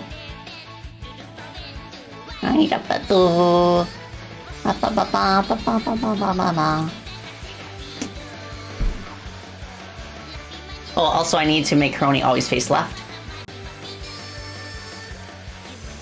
during that animation. Okay. 10 seconds. Oh, also Paige is awake. Popples. Nice. I also need to adjust the timing of her wave animation to kind of synchronize better with Crony. But yeah, I like it. I think it adds a lot to this specific stage. Okay.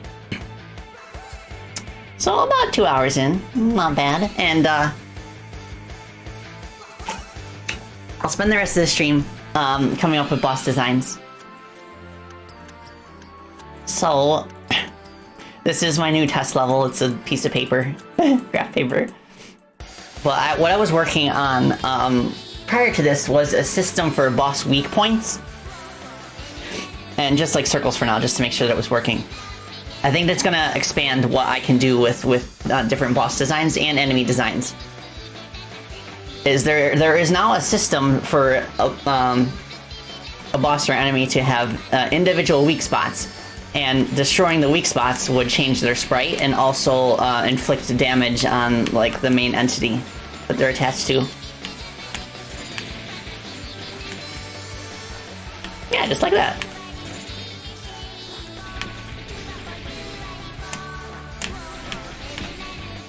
Chronicopter is so OP, I love it. But yeah, like after these weak spots are destroyed, then there's a few options. There could be a few options to what we could do. We could destroy the enemy directly after that, or we could make it so that their central weak point is exposed. So I think that's gonna make things more interesting in terms of what we can do.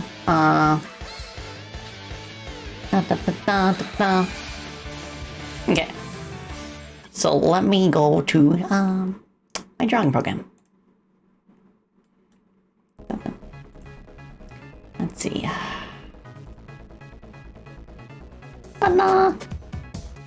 Video Game Brain tells you hit the glowy bits. Yeah, the Star Fox games are really good at that and making obvious glowy bits that you should shoot at.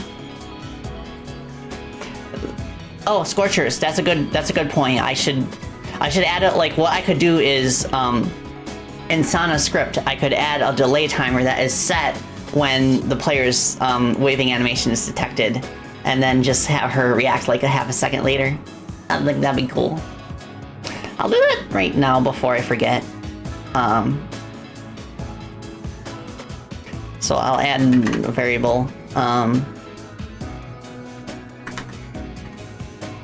Wave delay. Float equals 0.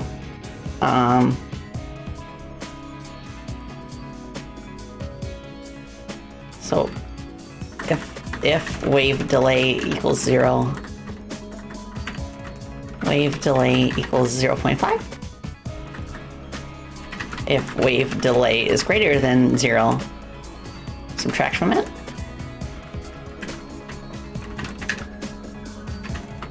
If delay lower equal to 0. Okay, cool. I got it. That's all set. So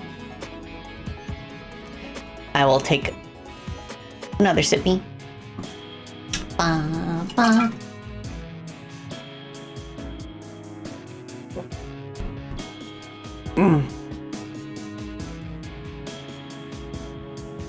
Remember to stay hydrated. So I did want to show something off that I've also been doodling that is not yet implemented in the game. There is a cutscene where all 6 council members gather together in the council meeting room. So I drew the council meeting room, and this is what it looks like so far.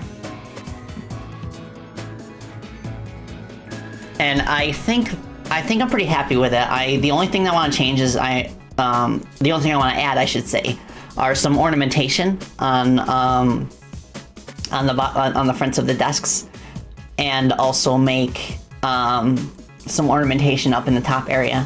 Something really fancy that kind of like covers like the 6 concepts that they represent. Like we got Sana for space, Fauna for nature, Crony for time, Mume for civilization, Bales for chaos, and Iris for hope.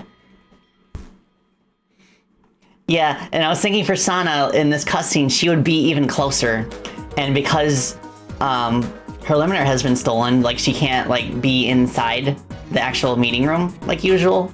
She kind of has to stare from outside. It's kind of like a throwback to their very first collab stream when they all first debuted, and Sana was actually having tech issues and her model wouldn't display, so they rolled with the bit and they pretended that she was stuck in her big form and couldn't enter the council chambers. So it's kind of a throwback to that. Now, let's see.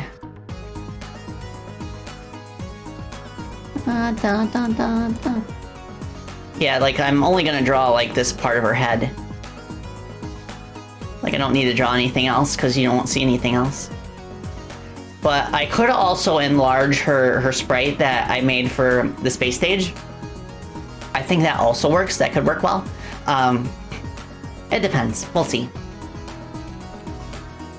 She's like, what you guys doing? But yeah, I'm gonna like work on that eventually. Garden foliage is done. I also made this enemy, which is kind of based on like Shiori, I guess. But it's like a mirror, and like you'd have to. This is why this specific enemy is why I made the boss weak point system that I showed off just now. So you'd attack the smaller mirrors first, and then once you do that, it kind of like becomes damageable. Something like that. Maybe it could reflect projectiles too. The first option of just her eye peeking in the window is just funnier. Yeah, I agree, Lancelot. Okay. Sweet. So let's see, bosses. I did have an idea that like I could have a boss that kind of like hangs out in the ceiling.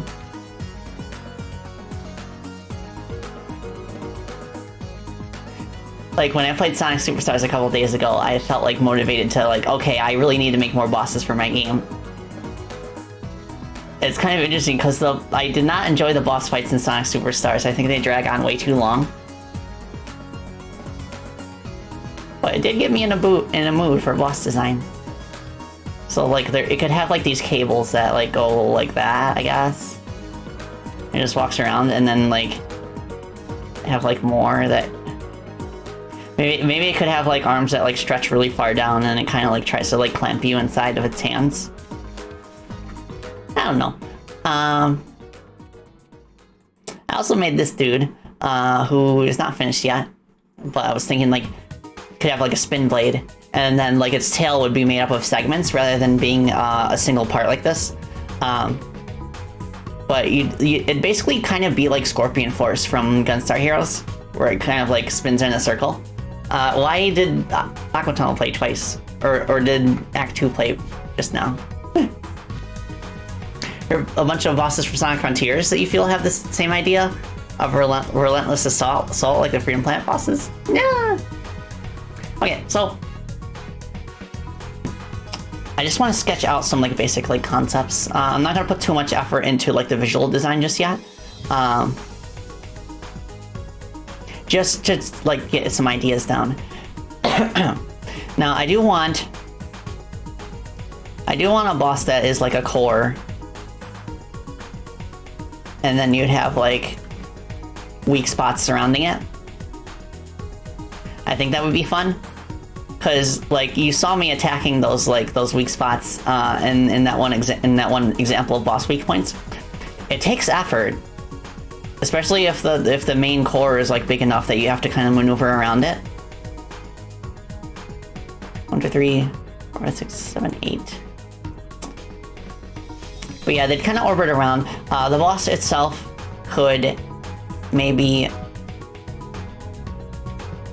shoot either a stream of projectiles at you that you could then reflect back, and they would hit the weak points, or it could be like a laser beam, like, and then and then it would turn like clockwise. It would have limited range, but it would fire it forward and then it would turn like clockwise. So, another thing I could do, like instead of a beam, it could be a flamethrower. Some kind of hazard that starts in a direction that is completely opposite to where the player is, and then kind of like rotates towards them. And it kind of like reinforces, like, and encourages them to kind of like move around the boss in circles and attack the weak points that way. Oh, Rob, in Ultra Kill, there's a boss with flying eyes that serve as guardians. If you hurt the main boss or waste too much time, the eyes will attempt to heal the boss. Oh, yeah, that's another technique you can use. You can make it so that boss weak points have to be prioritized, even though you can still directly attack the boss itself, or else like the weak points will serve as a way to like for them to heal. Okay, so there's that one. Something else that might be interesting to try is the same kind of core boss. Make it smaller though, like quite small.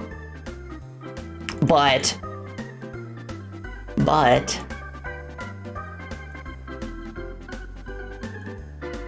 the boss would have like a huge barrier, like a shield.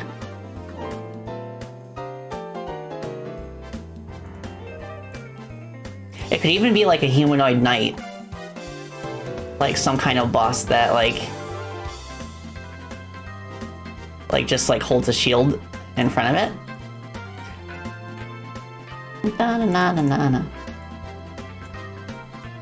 Something like that, and then it kind of like rotates like around this entire body to face you. So what you have to do is you have to kind of like either run past it and hit it from behind before it rotates its shield towards you, or just like maneuver around it that way. And normally that would be very difficult because it spins so fast, but you could use stasis on it, so it encourages you to use stasis to make it easier. Remember Slay the Spire having a cool minion mechanic with an Act 2 boss? The boss minions would steal a single card from you each. You can ignore them and focus on the boss and take them out to return the card to your hand. Oh, nice! Yeah, like, I thought about playing games like that at some points. I don't know, I kind of... For some reason I have trouble like getting motivated to play card-based games. But I've heard very good things about Slay the Spire. Dun, dun, dun, dun. Okay. So that's shield boss, I guess. Guess so. Another idea that I think I could play around with. Make my brush bigger. Some kind of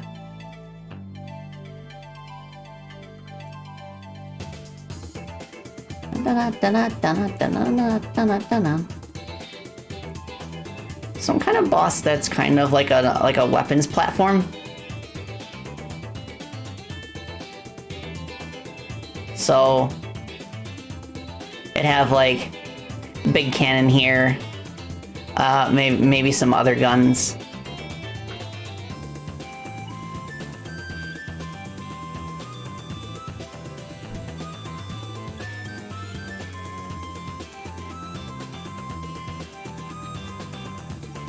It would be a double-decker. So it would start in kind of like a sphere or diamond shape, like a small one, but then it would kind of like stretch upwards and reveal like several layers of weapons.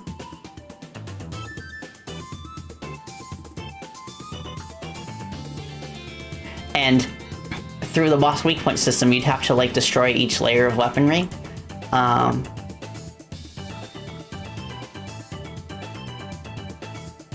don't know, something like that.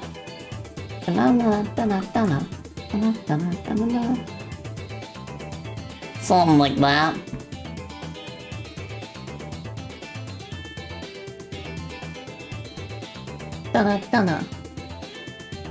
Oh, Birdman, yeah, I did play Constructs RPG. I don't want to, like, copy the doppelganger gimmick. I mean, I have an idea for an interesting spin on it for the boss, the main boss of World of Time. But that is a bit, like, spoilery, so I won't get into it just yet, but I do have an idea. Oh, okay, something else. Now, the carnival level has these rings that you jump through, right? And, like, the ones that are placed on their side, you can jump into them and then they kind of thrust you upwards. Maybe there could be... Oops. Maybe there could be a boss where it's like...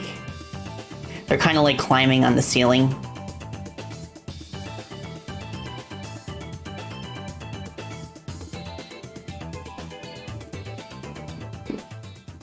Kind of climbing on the ceiling. And what they do is like...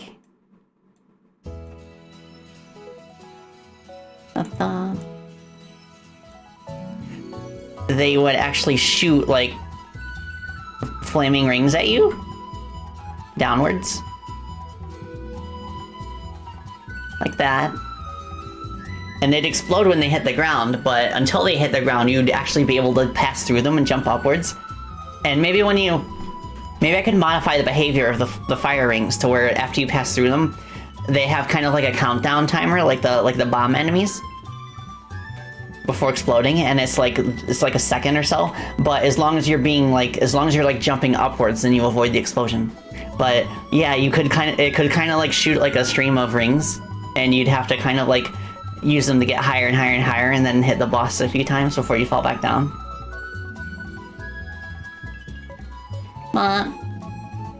Yoko Shimomura's birthday's today. Let's go! Happy birthday, Yoko Shimomura.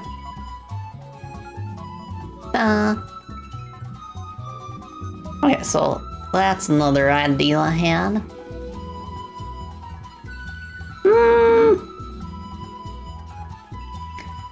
Also, yeah, I could have like a, you know that mini boss in Thermal Base Zone in Freedom Planet 1 that is just like a giant like centipede, and you only ever see it in that one small space? Maybe I could expand on that too, or like Rosebud from Tiger Falls in the second game.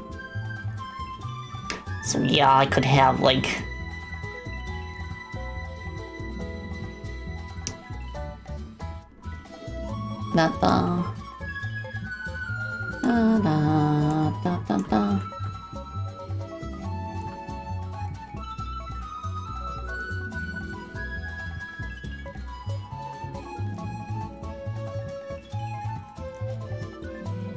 Centipede.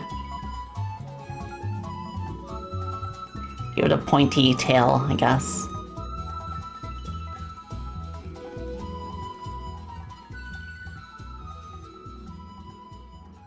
And then I guess it would have, like, pincers.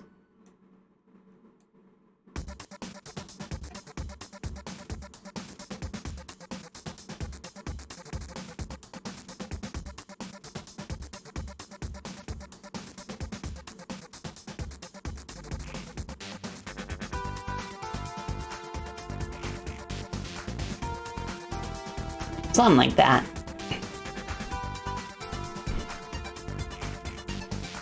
Okay, what else?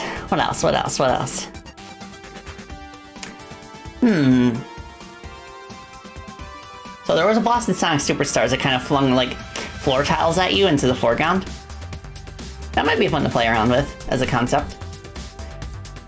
But instead of being, like, in the background, like, the boss would be, like, in the foreground.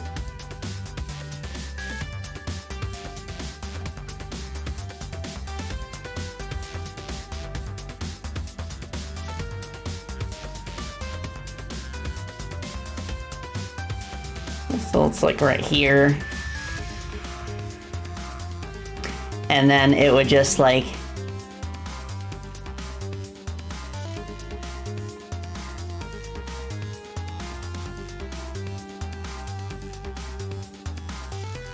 It would launch a tile like in the air, and it would pause in the air for like a split second before it comes falling down, and it tries to slam into you. Like woof. And the tile could like actually like stay there for a really long time. Either that or the boss could fire like groups of them in a row. And they like fall down, and then at some point the boss like triggers them all to like explode at roughly the same time, and you kind of have to steer clear of them. And by the time it does that, maybe like the entire like floor in the boss arena would just like be covered in these things, and you'd have to like time your jump correctly. I don't know.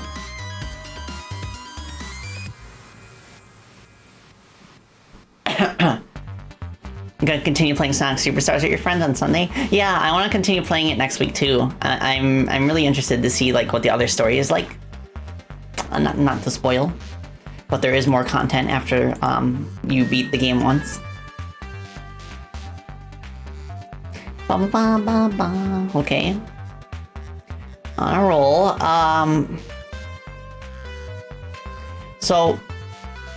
So far we have dealt with like bosses that like can pretty much be walked through, and you can like pretty much overlap them without any worry.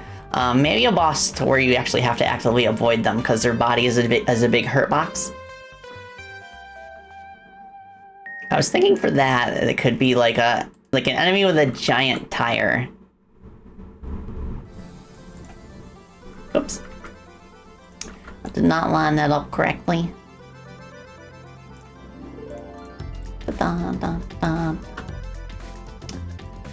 So, giant tire with spikes on it.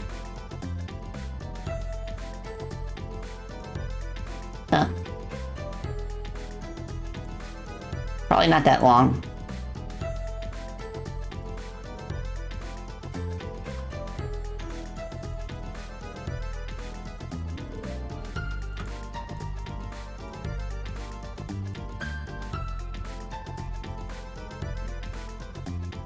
Yeah, I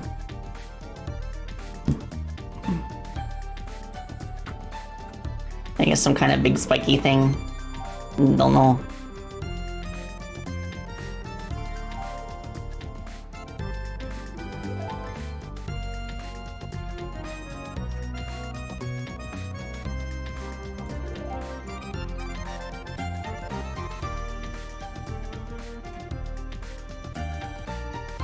Kinda looks like a jackal, almost. But it drive forward. It'd be kind of like a giant version of the Lancer cronies from the intro stage. It'd basically like constantly charge at you. I do like to have my bosses have at least 2 attacks, so I'd have to think of another attack. Maybe it could breathe fire or something. I don't know. Whoa.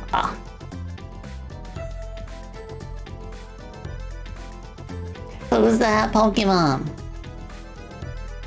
Didn't you already make this enemy? Oh yeah, I did. But as a regular enemy. So maybe there could be like a giant... Yeah, like, having giant versions of normal enemies is a valid strategy for a boss. There's plenty of games that like just do that and happen to get away with it because like the giant version plays so differently. Okay, what else can I do?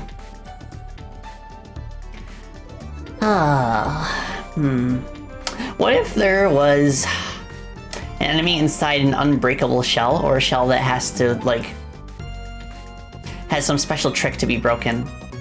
Like, I don't know, like a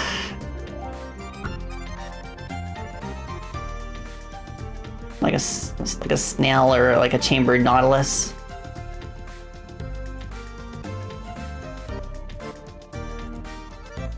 And then maybe like its weak point is like right in the front here, but like you'd have to run away after a certain point, or else like its tendrils will come out and get you. And there could be like swords on the end.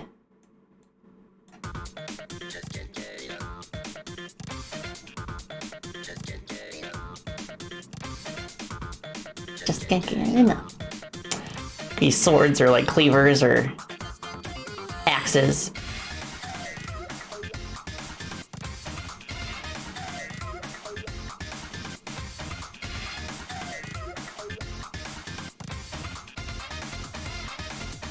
Get enough of you.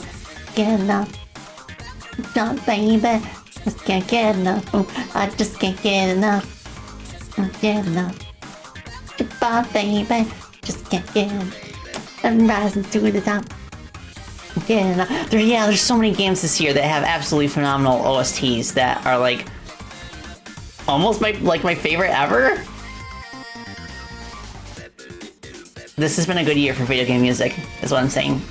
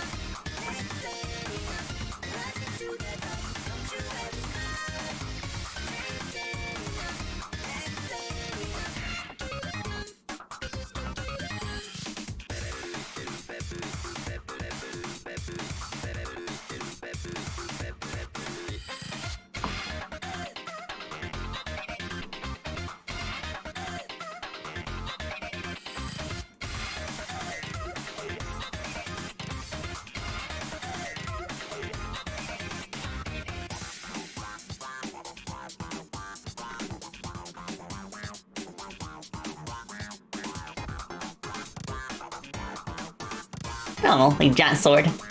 Giant sword flies around, tries to drop on top of you. Or. I need a separate screen that will illustrate my point. It could impale the ground on the left side, for example. And then it would kind of like drag itself across the surface and cause sparks to fly everywhere.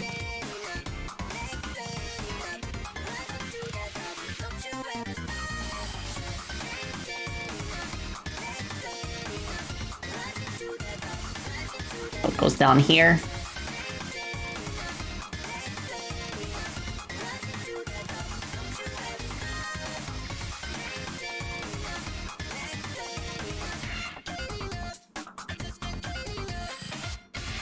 Yeah.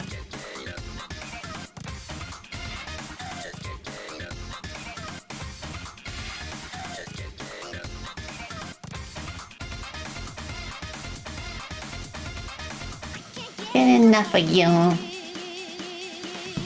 Yeah. Okay.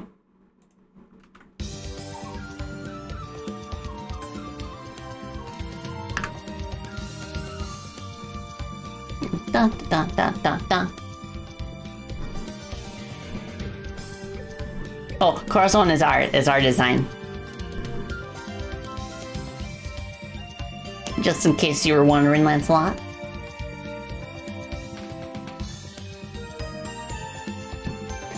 Okay, let's see, what else?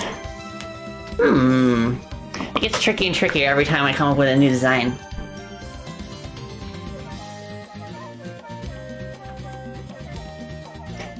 You know, speaking of balladinium, it could be cool to have a boss that does actually, like, throw stuff from the background. Like, maybe it could be like a giant pendulum where instead of like swinging left and right, it swings from the background to the foreground. Nutcracker R, thank you for the follow, I appreciate it. Welcome.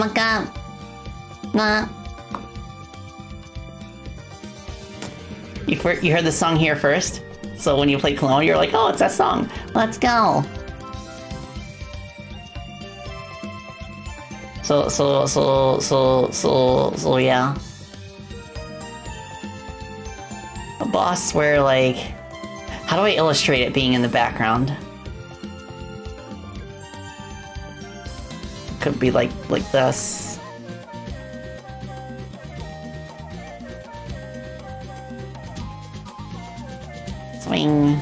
Swing back. Swing in front. I don't know, I'll probably forget what this was supposed to be. So I can't really illustrate it without more effort. Back and forth.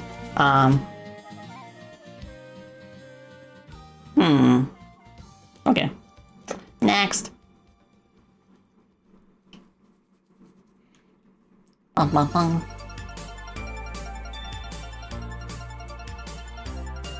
Oh, okay, this is getting tricky. How many bosses are we up to? Up to 1, 2, 3, 4, 5, 6, 7, 8, 9, 10. Okay. Cool, 10 bosses, let's go. It might be fun to kind of like challenge myself to design a boss based on every single one of these concepts. Yeah.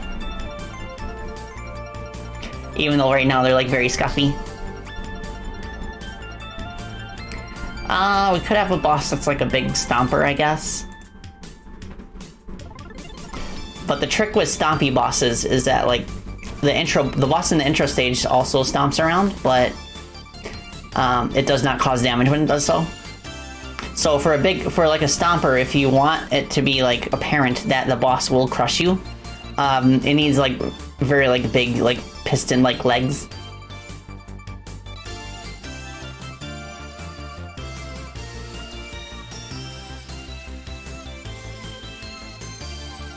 I don't know, something like that.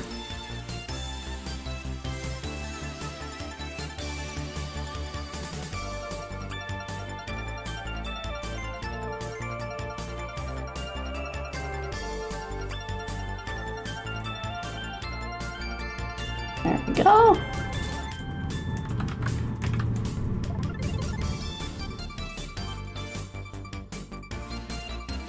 That's too big. That's better. Yeah, big stompers. I'm gonna have a head that's kind of like equally spiky, I guess.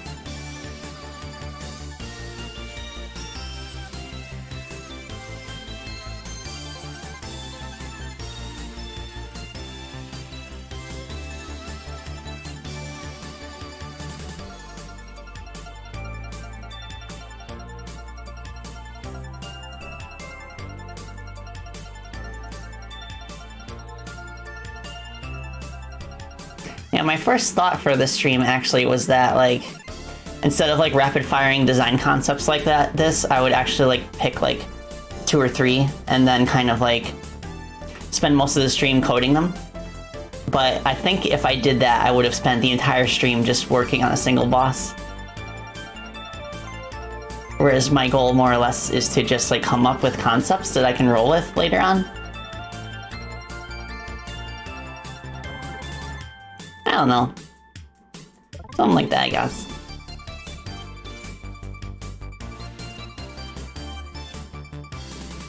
I could have, like... I was originally thinking that these would be legs, but maybe they could be hammers that it's holding. So let me draw another one that's kind of like holding in the air.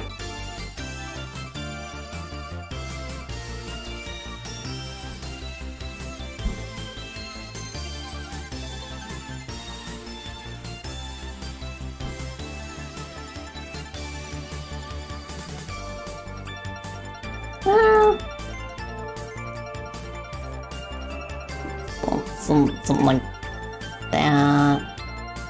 And okay, I need the spiky bits back. Da da da da da da da da da da da da da da.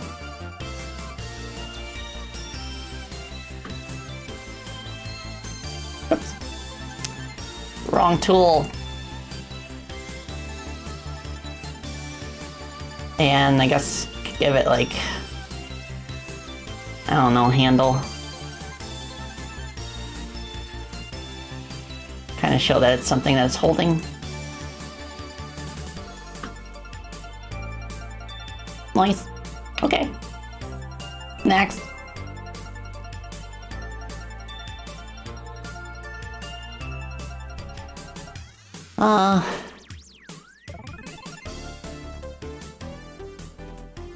Mentioned that exact boss beforehand, but she's fought in a separate static battlefield, thinking something massive climbing up like a tower after you. Oh, I see. Okay, yes. Let's go for something with big arms, then.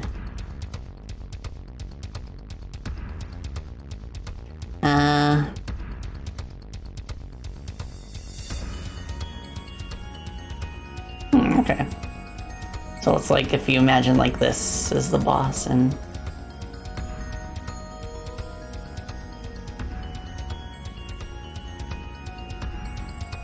Kinda like... just like climbing up. What?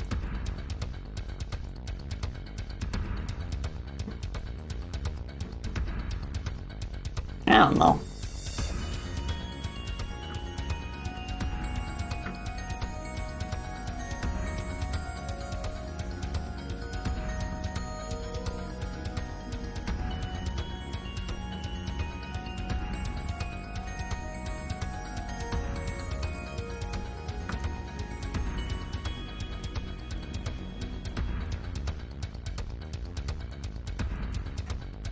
Climbs upwards, shoots projectiles.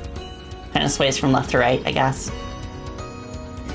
Not all of these are going to be robots, by the way. Some are going to be creatures, which I think will be a nice, like, change of pace. Okay, what else we got? Whew. Okay, I better take a sippy. Papa.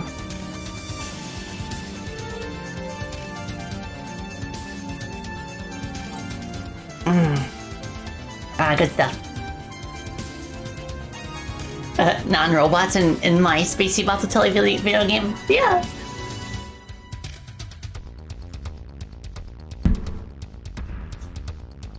Oh, thank you for head pats. And hydrate and stretch. Okay, I'll stretch too. I better put my desk back in sitting mode as well. I'm gonna mute for a second while I do that.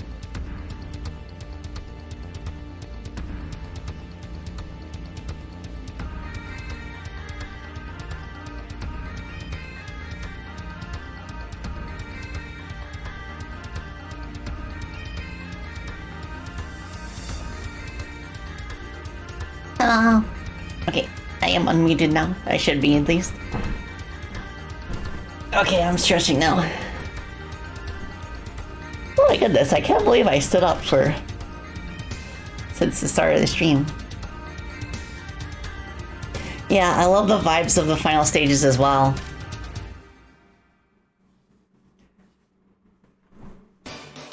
Da, da, ba, ba, ba.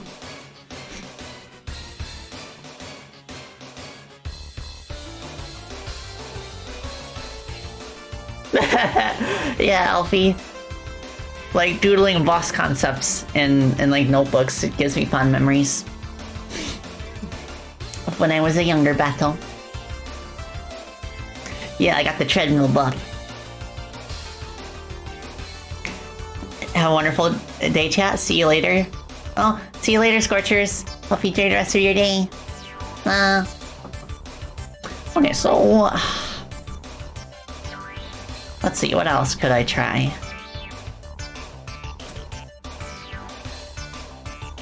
How many are we up to, actually? 12, okay. Ba, ba, ba, ba, ba, ba, ba. Despite speedrunning the game and beating it dozens of times, the last cutscene in Clone makes me cry every time. Aww. Yeah. Quite emotional. I probably would have too if I wasn't streaming with Alex by my side. Generic fire demon. Welcome, welcome. Hope you're enjoying your day. Thank you for the follow. I appreciate it. Okay, so let's see. I don't know how I'm gonna illustrate this concept, but I'm thinking something like one of the core bosses in Gunstar Heroes, where like you've got the enemy that can be attacked up here, but then there are nodes placed around the arena.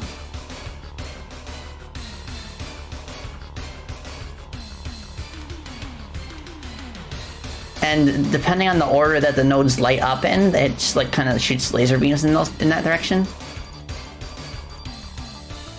I always thought that was a cool boss concept.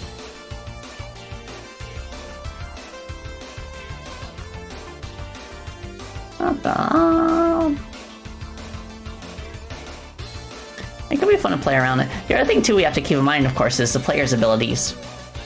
Because the player, of course, has the haste and stasis. So, for this kind of boss in particular, I imagine it would have good synergy with the time powers. Normally, it'd like be very rapid in the way that it does this attack, but you could if you can reach it in the first place, you can use stasis on it, and then it kind of slows the pattern down. Something else that might be fun to play around with in a similar vein.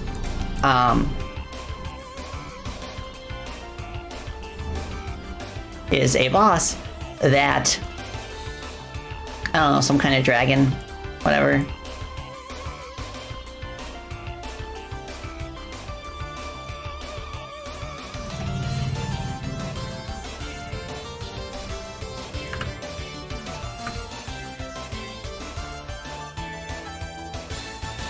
A boss that,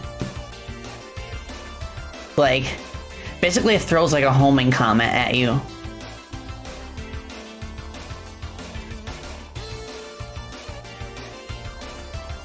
And it follows you around. Now, you'd have to stasis the comet to have an easier time reaching it, or you could stasis the boss itself and prevent it from firing it in the first place. I better make a note. I wish there was a text option. There might be for Ace Bright, but it's not something I'm aware of. Da-na-na. Da-na-na, da-da-da-da. Okay, another kind of boss that might be really cool to play around with.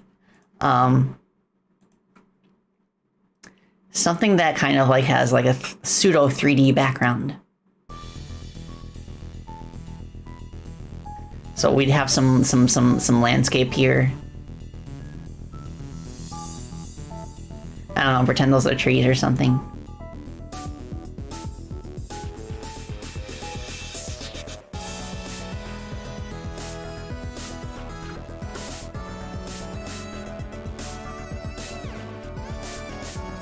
You'd have like rolling water or like lava that kind of like you see what I'm trying to do, right? Like it looks like the boss arena like goes in like a giant ring towards you, and you would stand on like some kind of like rafter platform.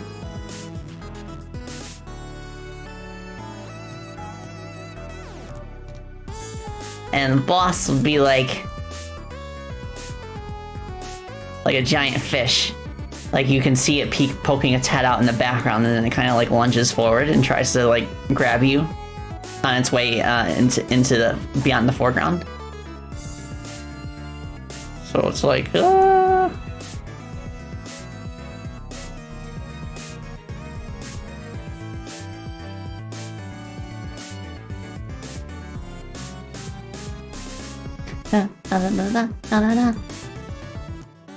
something like that. Flippers.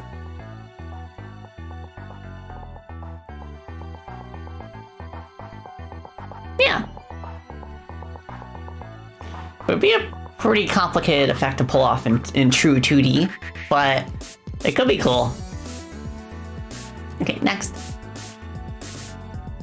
Da, da, da, da, da, da. Shoo. Oh, Alfie, that sounds really cool. Archipelago is a multi-world game randomizer framework that allows people to play together and share items between each other. Designed to be game agnostic, so several different games can share items between each other. Oh yeah, like, so Dog Developer says, and you can have the Zelda sword inside of Metroid, and then you playing Zelda will only get your sword once the Metroid player gets it. Oh, that sounds like a really cool collaborative, collaborative game.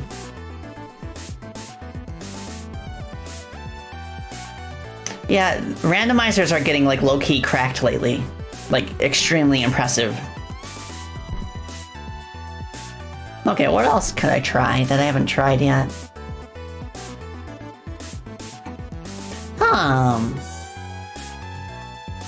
Maybe.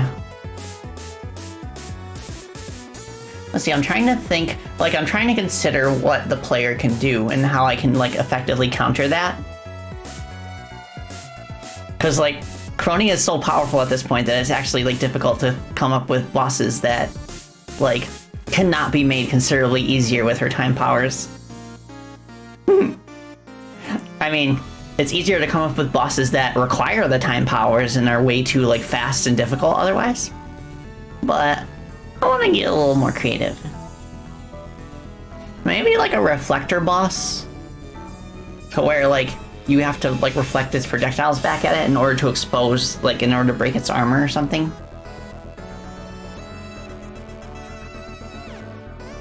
Okay.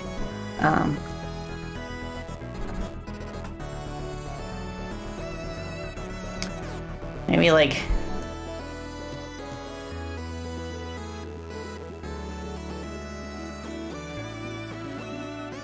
Maybe a boss that, like, fires, like, a big chain at you or something, I don't know.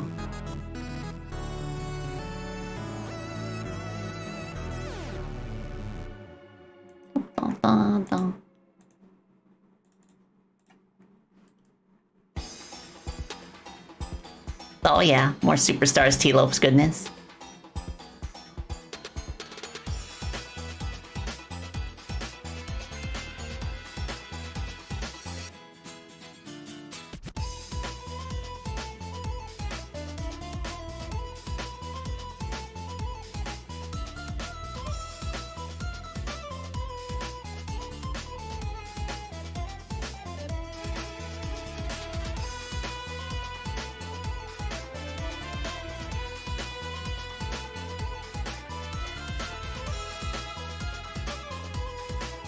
Do something like that, and then...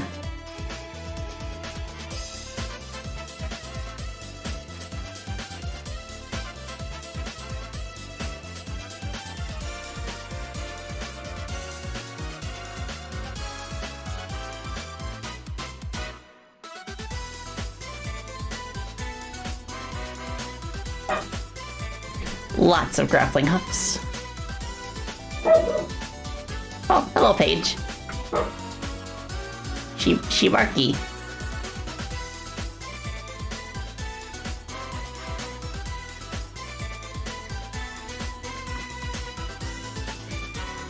I don't know, Harpoon Boss. Next.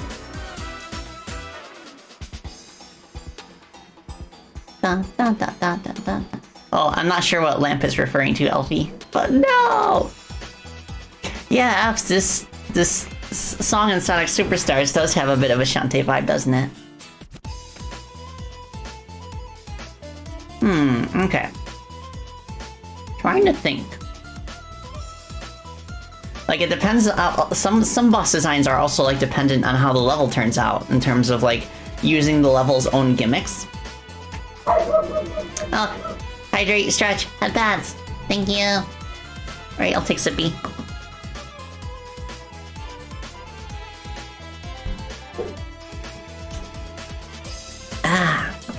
Alright, Stretchy 2. What the dog doing? Paige. Paige, it's okay. Honey, no barky. Da, da, da, da. Okay. Well, I can feel myself running out of steam in terms of coming up with new designs for buses, but I'm gonna go as far as I can. Okay.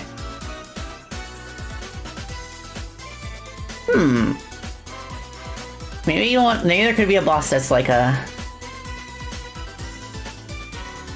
Maybe it's like a cube in the background, and there are holes in it that you have to reach in order to like not get crushed as it moves in the foreground.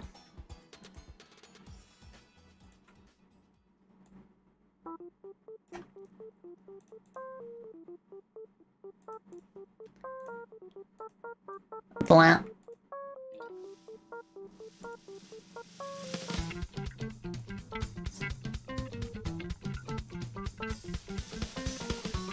I don't know. Next.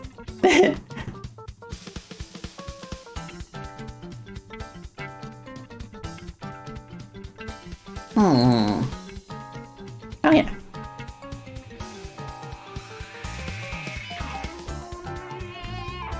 Okay, let's see. I can't do anything interesting with like circular terrain because the physics engine does not really accommodate that. Like I don't want it to glitch up. But that was my next thought. Paige. I better check see what she's up to. What the dog doing? All right, I'll be back in a few minutes. Thank you so much for hanging with me, everybody. So far. I'll be back in a few minutes, okay? I also have to refresh it up, so it's good. That's... Spacey Bottotelli will return after the break.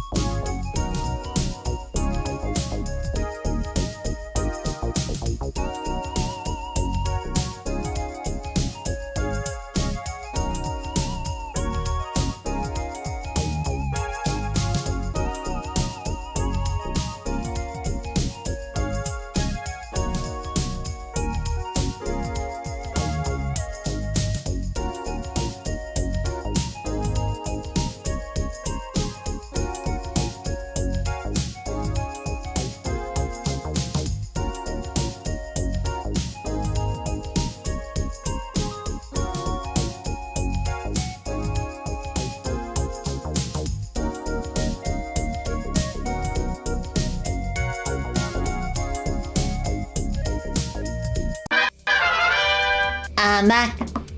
And I'm back. Also, I have a coconut donut. Because I need something to snack on.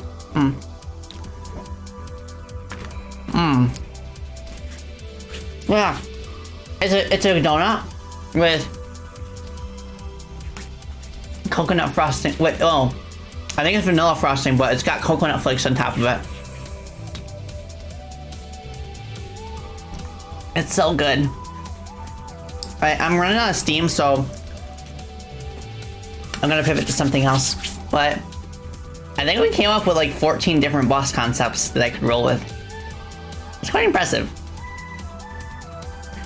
Like, I'm genuinely surprised that I came up with that many like rough like doodles of like boss concepts, I suppose.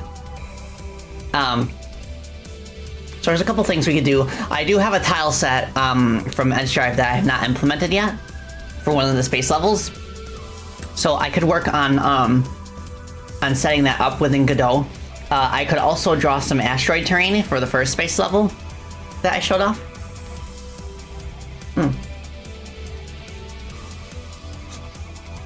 Oh, very good donut. I'll show what the tile set is first.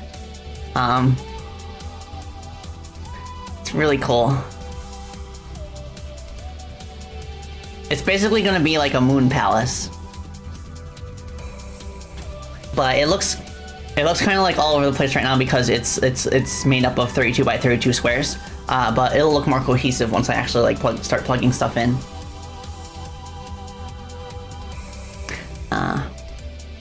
But yeah, that's that. I am going to continue eating my donut.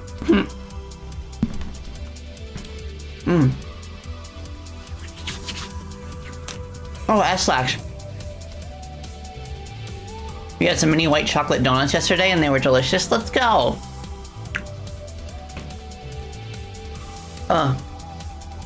This donut is seriously so good. Like, they sell this donut at this small diner that Mama Spacey and I like to go to. And they have pretty good breakfast there. But we usually go for breakfast whenever we go, and then at like literally every time we will grab some coconut donuts on the way out.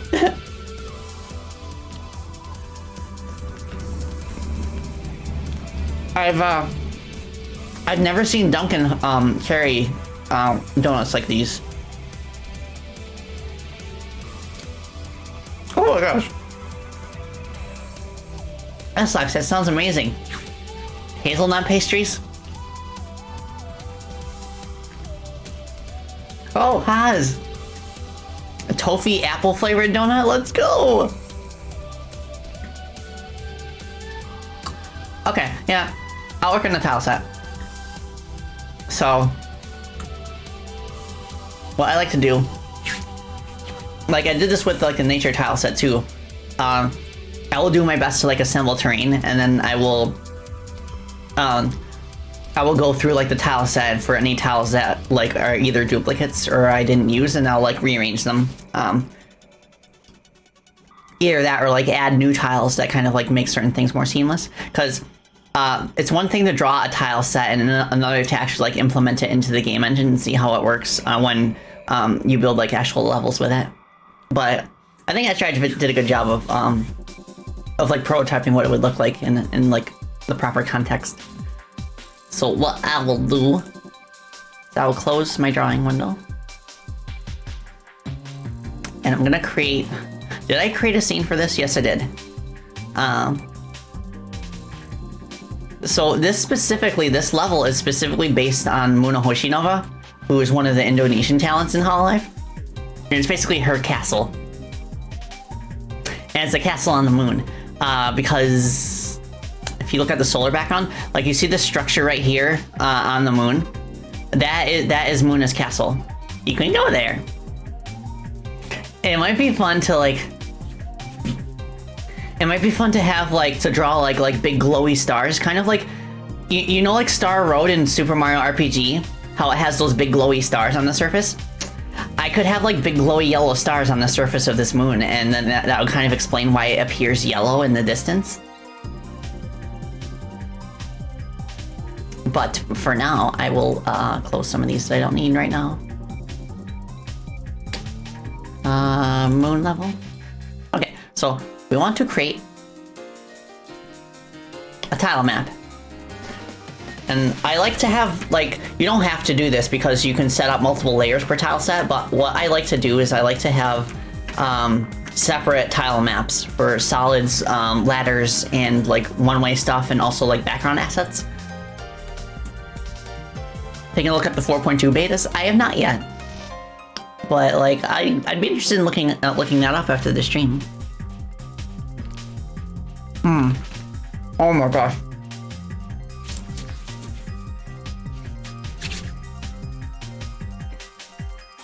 Best donut you've ever had. At Trav is like, had like chocolate bar chunks. Oh my gosh, that sounds amazing. That sounds so good. Oh my gosh. That sounds positively sinful in terms of like the calorie intake too. Okay, so I will set up the physics layers as well.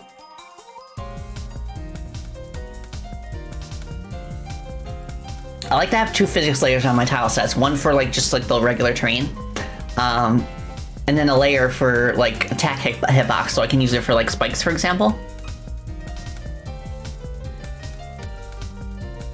But for the most part, I'm kind of averse to having like levels that are made up of like 99% spike terrain.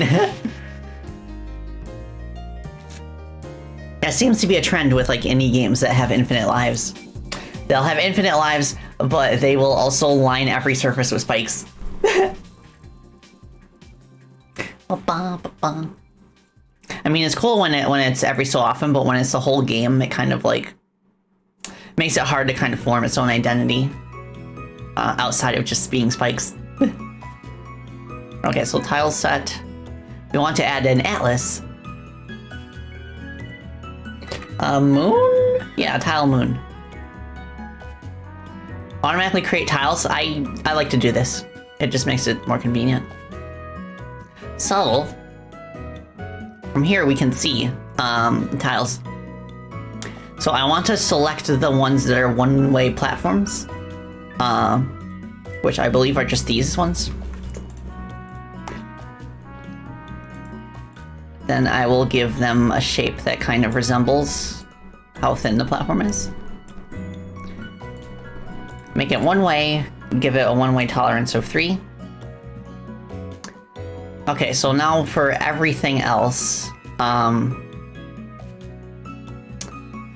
let's see. So there's these.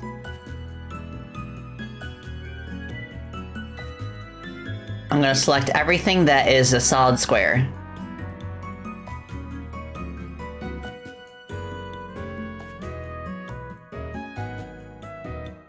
I believe are these. The stage is gonna look super pretty when it's put together, I can already tell, especially once I get like a good background in.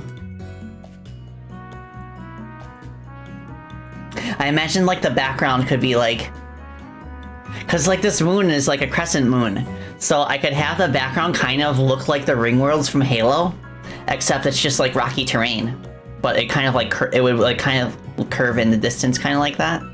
I don't know if the mood would logically be that that thin though, is the thing. But I'll experiment. The other thing I could do is have the view be of the nearest planet instead.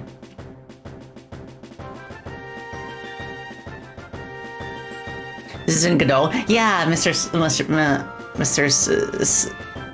Selekidon? Did I pronounce that correctly? But yeah, this is in Godot 4.1, I believe.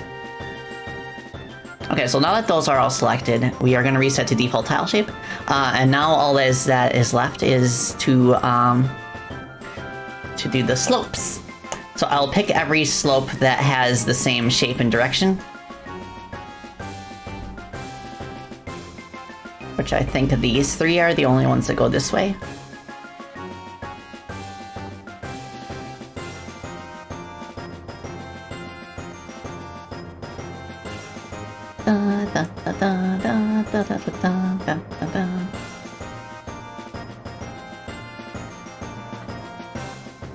I can love this Mario Party map.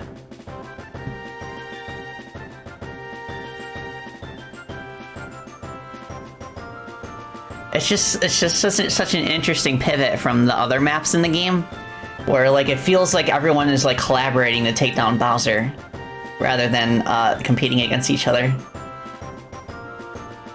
Da, da, da, da, da, da, da, da, da. Okay, that's that. Okay, this one.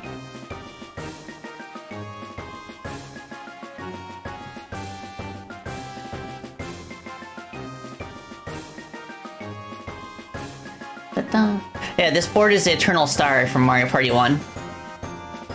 There's also Spaceland from Mario Party 2, which has kind of the same like vibe to its song. Have I played any of the Donkey Kong Country games? I've played almost every Donkey Kong Country. I want to have a monkey week, maybe in like December, where I play nothing but games with monkey protagonists. So I'll play Donkey Kong Country, I'll play Super Monkey Ball, I'll play Ape Escape.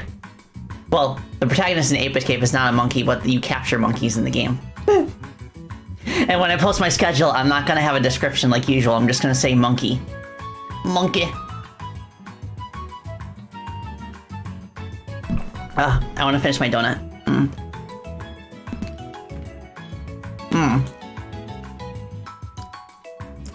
Monkey. I did not finish it in that bite, but 2 more bites. I'll spread them out. Savor it.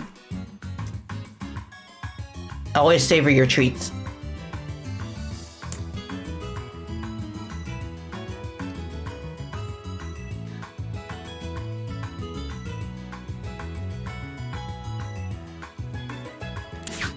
You feel like any games that let you play as a Sun Wukong XP are also valid? That is like the Monkey Emperor, right?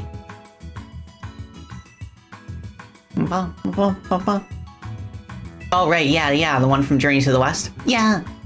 He's so cool.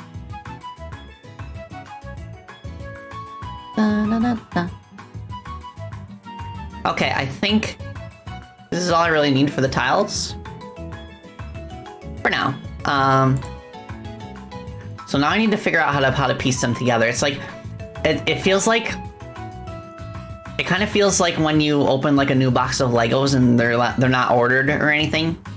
You just got like a bucket of Legos from somebody and you're trying to figure out how to piece them together. So first we have the moon surface, which is on the outskirts of the castle. Which, I want to go down a bit because the castle's going to be tall.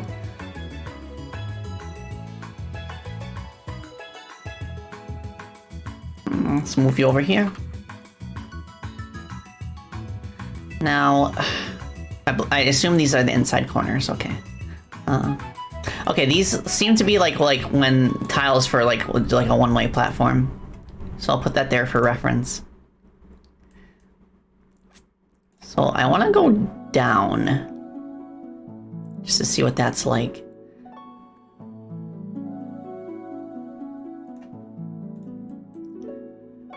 And maybe this... Okay, what? Oh, it's right here. I think that's what I'm looking for. Yeah. Something like that.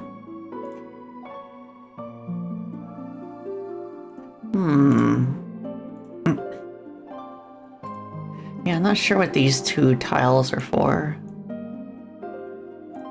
How do those... Okay. Something like that.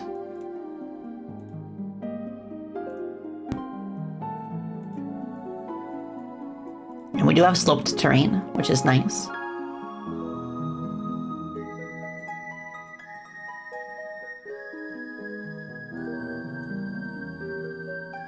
Now these 2 tiles right here, they are identical, so I'm going to make it a point to, actually I'm going to edit the tile set.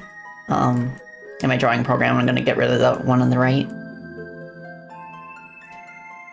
64, 32, make this a 32 by 32 square.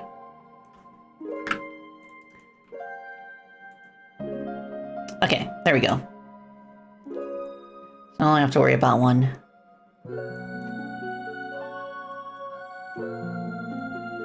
So now let's,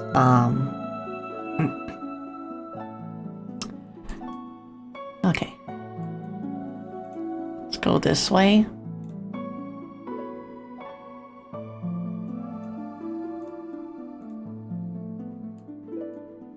I want to have serene music and like this in some of the space levels. Oh, I think I see what's going on. I usually structure my slopes differently.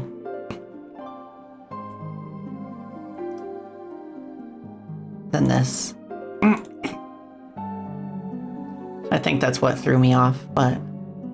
Because, like, the way I like to do my slopes is, like... I basically take, like, the flat terrain tiles and then just, like skew them upwards. And usually that's enough. But I do appreciate that, like, this has, like, uniquely drawn crystals for specifically for slopes. But I might play around with them a bit just to make them feel more natural, because you can kind of see some seams right here.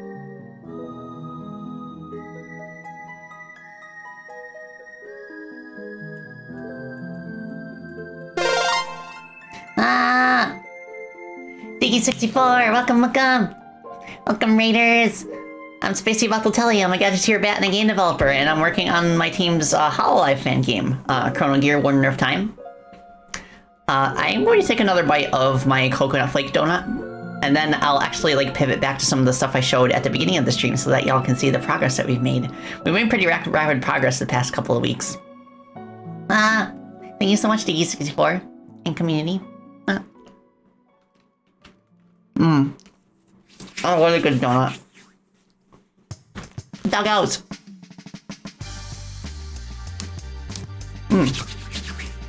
Alright, good stuff. So, I'm working on a moon castle right now. Like, I'm trying to like get a hang for what the tile sets are like.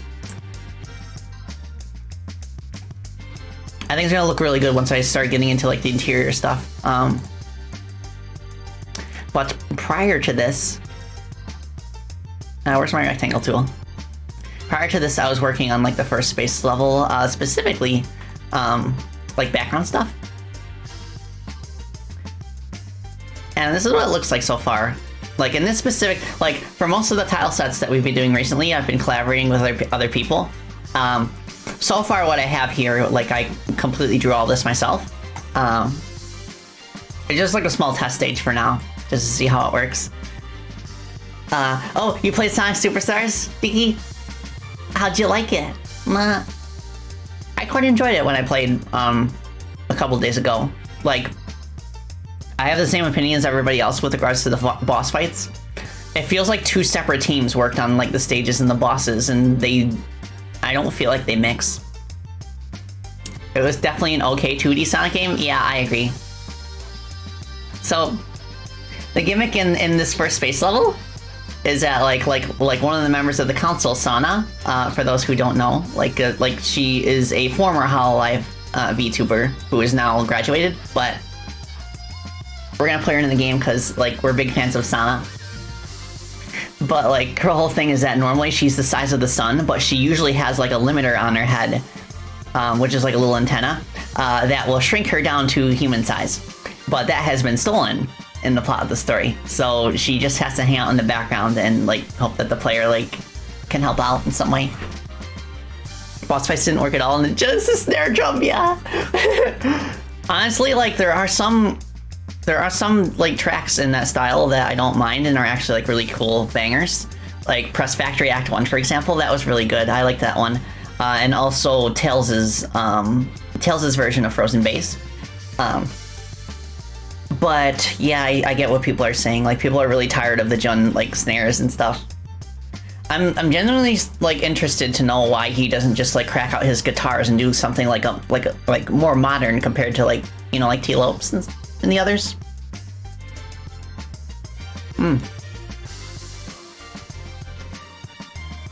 Level designs were actually fun.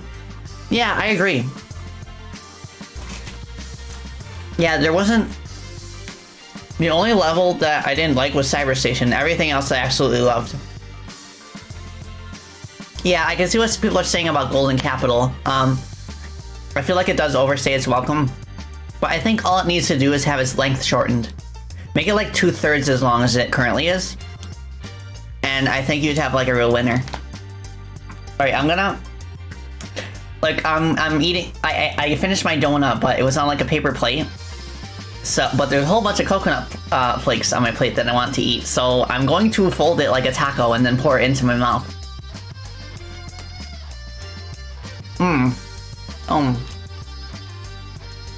Yummers. Okay.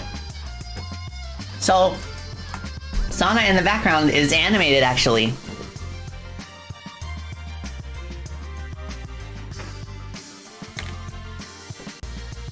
Junsuno has said various times he wants to go back to those Sonic 4 sounds and try fixing them. Oh my goodness, that would actually be a first, and I would really commend him for keeping that in mind. But yeah, she has an idle animation. Also, something that I worked on earlier in the stream that I really wanted to add is, like, normally you have an idle animation, but I wanted a unique one for this stage. Yeah! So I will play with the timing, but basically you turn around and then wave at Sana and she'd wave back. Yeah, okay.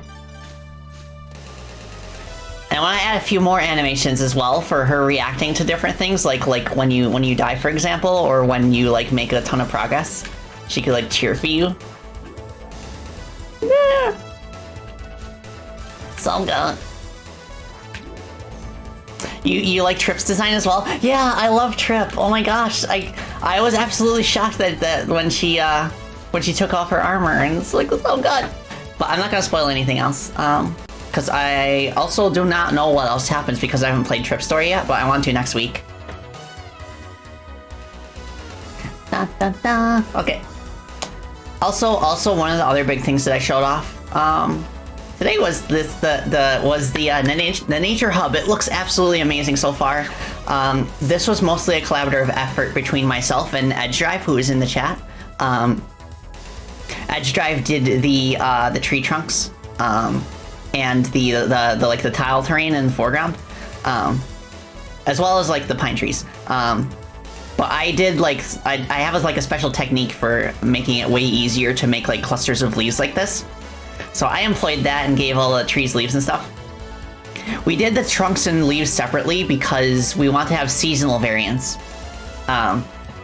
Where we either like get rid of the leaves for winter or like change them into pretty colors for fall. The stage looks so gorgeous, thank you, Nat. So this looks like this. In this starting area, like the world of nature is like based on Fauna, who is a member of the council in hololive. But this whole like starting area right here up to the fountain is based on her garden from her 3D showcase that happened a few weeks ago. And you can sit on the benches. You can talk to the sapling, who does not have a dog portrait yet, but I will eventually.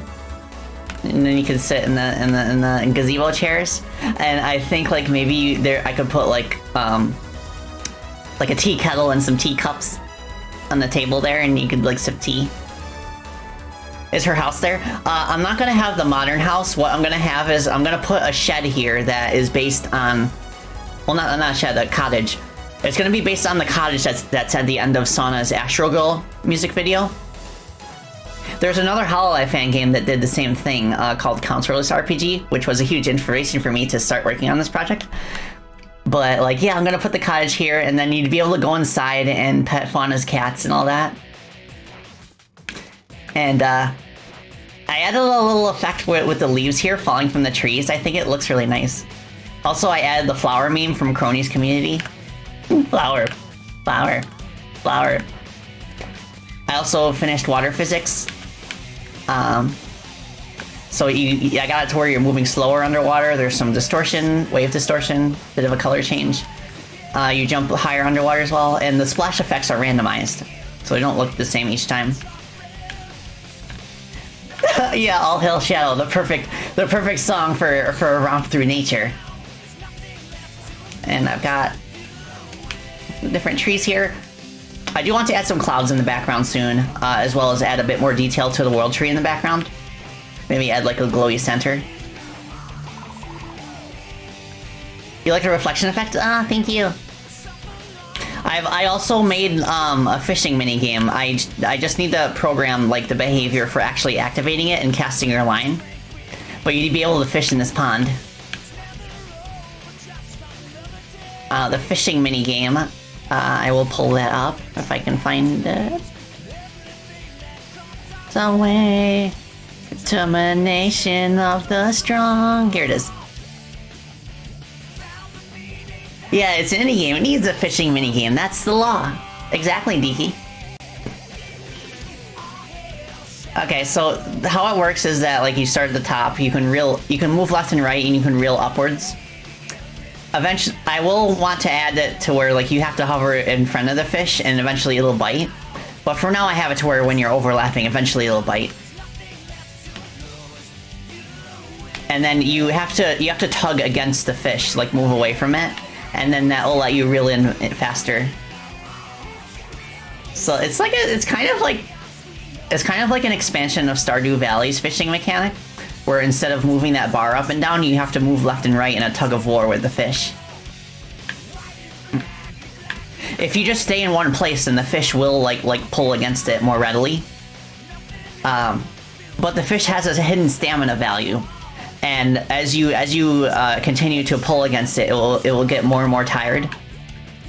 Like the biggest danger you have of losing the fish is in the first like few seconds. But if you can survive that long, then you'll wear it down to the point where it can get caught. I think that's not going to be very challenging, like even for the bigger fish. But I think the main challenge will be like to actually time like hooking it once it's actually interested in biting it. Big Shadow would have been less angsty if Big just took him out fishing. Yeah, exactly, Marilyn. Yeah, like when I got the fishing minigame to this point, like a few days ago, I found myself accidentally spending like an hour doing nothing but like doing this over and over again, and I think that's a good sign. But I won't really know for sure until our playtesters like get a hand on it. It's a real video game now. And an idea I have for a mechanic for this is that when you catch a fish, you would have the option of either keeping it and cataloging it, or you would have the option to attach it to your lure as bait and then throw it back in. Basically turning it into bait.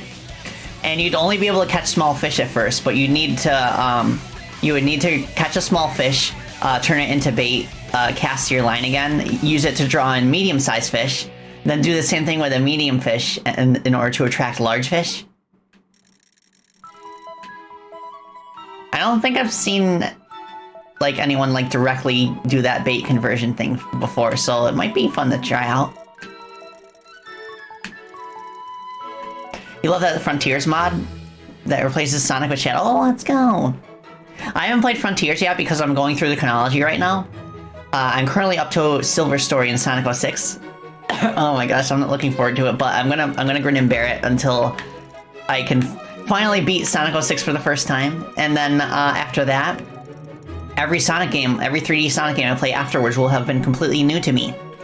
I don't know if I'm gonna play the Storybook series because I have to figure out the motion control stuff. I need to figure out how to make it work on PC. But I am definitely playing Sonic Unleashed, either way. And which I've never played before. I've never played Unleashed, I've never played Colors, I've never played Generations. I've never played Forces. So I've got some catching up to do, but I'm getting there.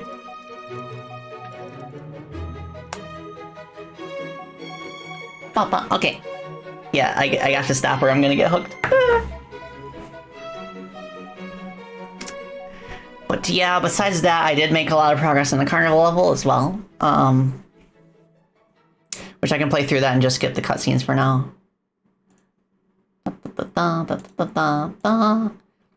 Where is it? Where did you go? There you are.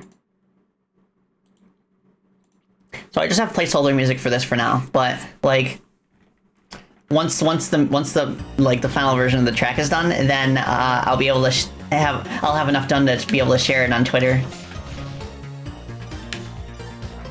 The Nature post on Twitter's up to 500. What? 500 likes already? Okay, so that is literally our most popular, like well, not our most popular, but our fastest growing post yet. What the heck? my goodness. That's amazing. Well, thank you for letting me know. That's so good. I wonder if maybe the reason for that is I wonder if Fauna retweeted it or liked it or something, because it is based on her 3D showcase.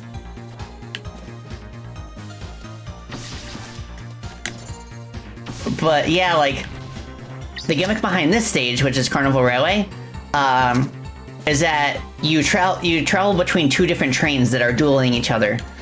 You start off in Gavis Battle's train, and then you eventually go to Omaro Poka's train. At least in the first mission. And the second mission is flip-flop. You start in Poka's train and you go to Battle's train. I'm really interested to see what Battle thinks of his part of the train once I share it. Because as far as I can tell, Battle has never been in a hololive fan game before. Unless I missed something. You love train levels and platformers? Oh my gosh, me too. Like, I love the effect how in the background, like you can kind of see it on the left there, how Poka's train is just like moving back and forth. So it really gives the sense that they're like riding side by side. Yeah, the Mega Man-ish one. Like, I remember the train level. Was it the first Mega Man Zero or the second one? Makes you think of the classic Warland games. Nice! You've been wanting to stream Sonic and the Black Knight just for the memes. I'm really interested in playing with that too. Does that one have motion controls? Ba, ba, ba, ba.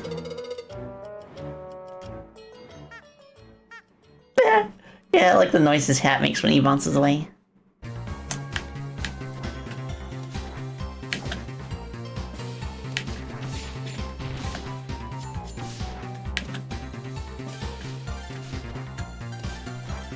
Nice. Black Knight needs motion controls to swing your sword? Oh, I see. Wiggle controls for the sword, okay. No! I wonder if anyone's attempted to like patch those out of both storybook games. Probably not. It's kind of like, it seems like it's too intrinsic to the gameplay. But it's cool that someone patched out the Connect stuff from Sonic Free Riders. I should play through the Riders games sometimes too, because I am a racing battle. It's just that I never really got a hang of how you actually play Riders with its various gameplay mechanics, because the game doesn't really do a good job teaching you how they work together. So I'd have to like look up like a better tutorial or get help from somebody, because I really struggled with that game the last time I tried to play it. Oh yeah, D-Burst, those are all good train levels. I suppose this train level is kind of closest to Chargeman stage. Oh, that stage in Turtles in Time, yeah. Okay. And I said this before earlier in the stream when I showed the stage off, but I like how it turned out, how like the cutscene turned out to where at the end Poka goes on the trapeze, because it teaches you that you can interact with this. And like you can use your stasis power, and it makes it easier to line yourself up. I love when we have gimmicks like that synergize with Crony's time powers. Ow.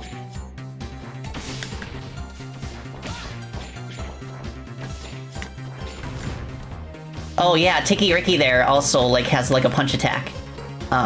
If you get too close to him.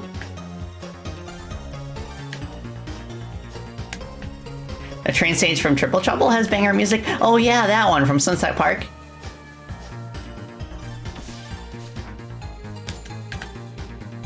But yeah, this room is the last part that I've made in this stage. Like, the rest is just placeholders.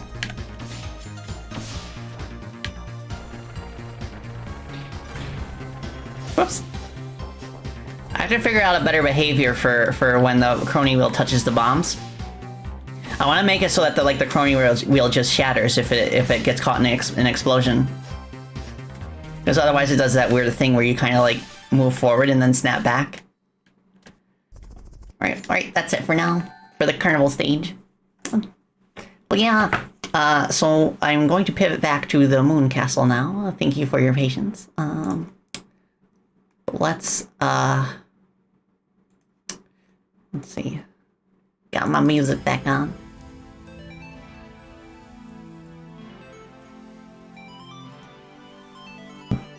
Yeah, I'm so happy for Paper Mario fans. The Thousand Year Door remake. Like, I've never played the game before, so I don't have that kind of emotional attachment to it. But I am very interested in trying the remake when it comes out. So I was putting this together. This is my first time putting together this Moon Castle tile set, so I still need to like get a hang of how the tiles are assembled. I also did mention that I wanted to like smooth out like the slopes here, because you see how they're kind of like square and jagged. That shouldn't be too hard. I just need another tile, like the kind of like right in this part right here. And I'm also thinking I could try that trick where I just like do the skewing, but we'll see. Ba, ba, ba, ba, ba, ba, ba. Never trust them. Never trust who. But thank you for the follow. I appreciate it. You gotta head out, unfortunately, Tiki. You have to do some UI shenanigans for Lunistis. Yeah, no problem, buddy. I wish you the best of luck. I get more and more excited every time you have a dev stream for Lunistis. Okay, I'm still not sure what these are for. I think... No. That's not it.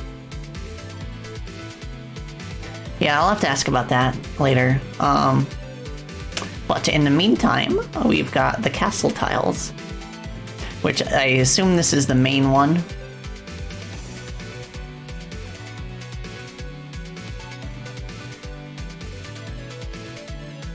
So it kind of like goes like this.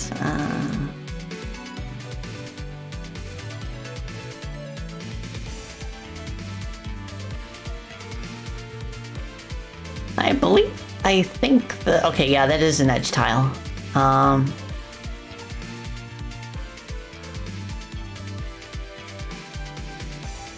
then there's these. Okay, here's the inside corners. So I could do this.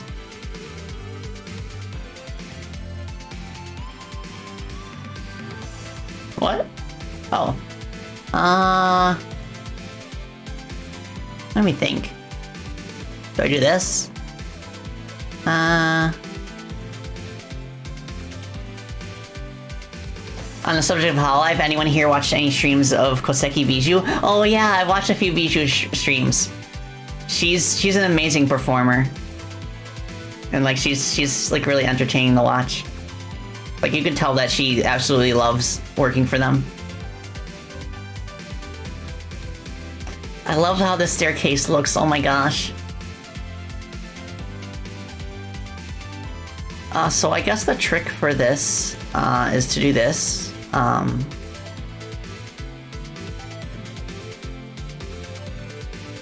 Like that.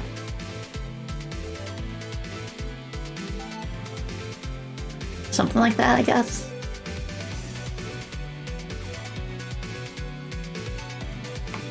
Oh yeah, the Hitman playthroughs. It's kind of interesting how, like, I really enjoy Bijou's conversations with Fauna, because a few times she's actually, like, hopped into into Fauna's Minecraft streams.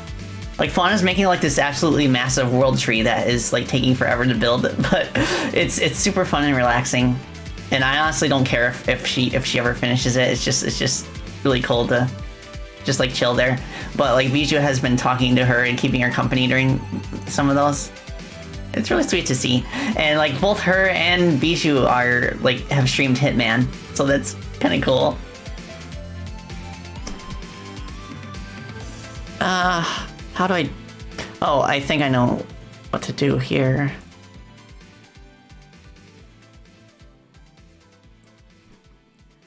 Da, da, da, da. Okay, I think I got it. Something like that.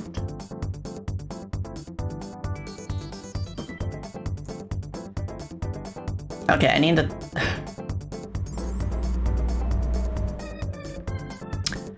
How does this work? Okay. There we go. Like that? It feels like there should be bricks underneath here, but that's something I can play around with on my end.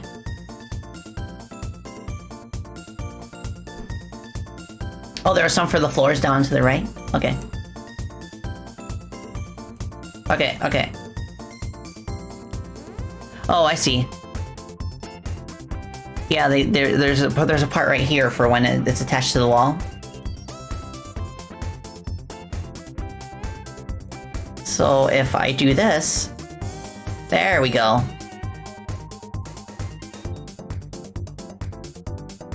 So then I just kind of do this.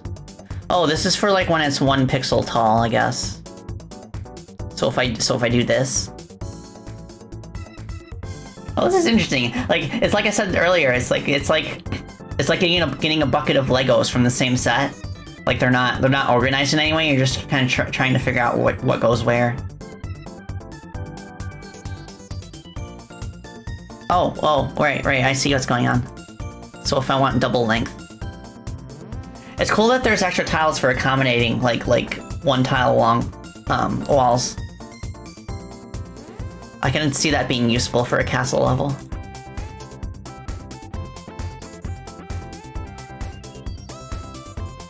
That seems weird, the way it... Do I need to use... No. Because the way this block cuts off, am I missing an edge tile? It might be. There's some above it for wire units. Okay. Yeah, this set is so thorough. It's really cool to see. There's also roof tiles, which very interested in experimenting with those. Okay, so I guess it's like that? And the little candy canes on the edges? I might need to rearrange this tile set just to be a little clearer to me. Like, I'm thinking, like, next time we make a tile set, I will specifically ask to have, like, more, like, empty canvas space. That way, like, things that go together can, like, belong together, just for the sake of visual clarity. And we even got curve, like slope terrain for these rooftops. That's cool.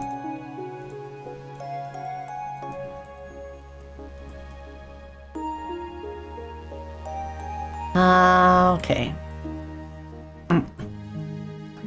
And something else that's cool is that we've got, like, these style of platforms. That looks really nice.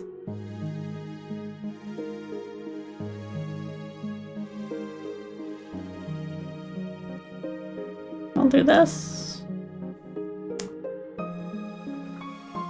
Da, da, da. I'll just make a hallway for now.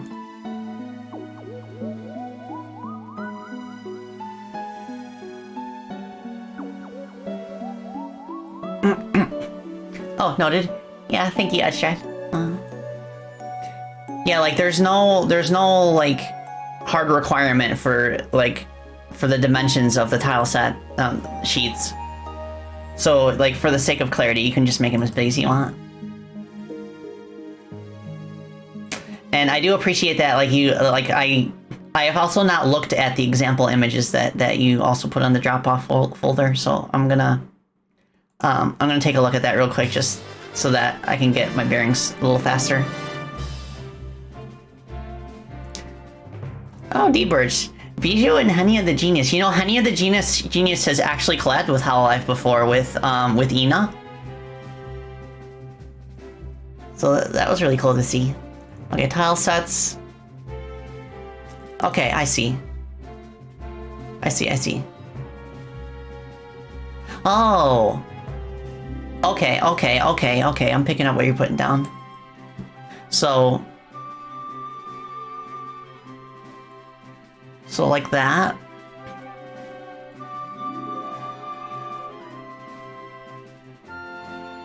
And then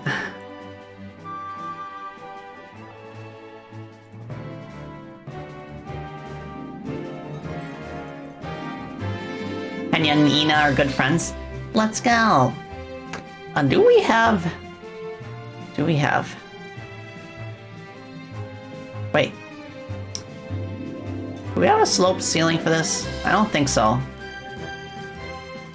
But I can add that if I need to. Wait.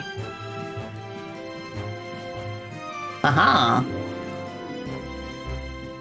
Maybe.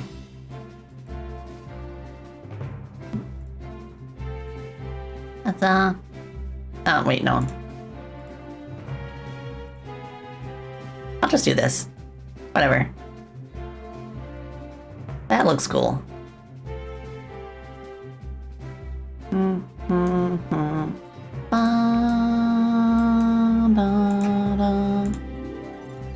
There we go.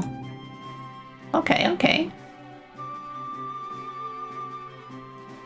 I'm gonna move this up one tile.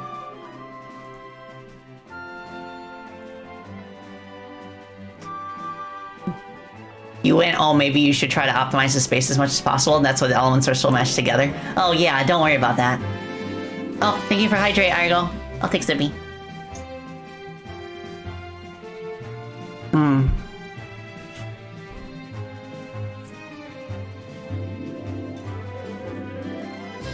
Oh, I should check on the puppies. Sammy, Paige. I just need to check, make sure they're okay. Okay, they're okay. Oh, puppy. Hi. It's just because, like, they're around me so much that I get nervous if I haven't seen them in, like, over an hour. Okay, but yeah, they're fine. So now... move this up here. Da-na-na.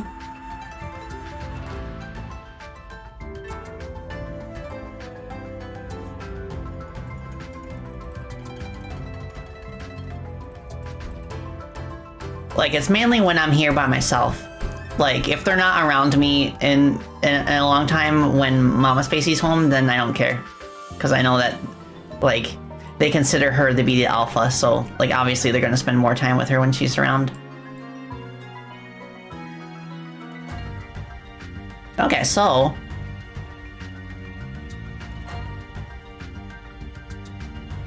I will use, well, let me put a spring here so I can actually get on top. Where's my springs? Gimmicks? Okay. Alright, and I need a start location.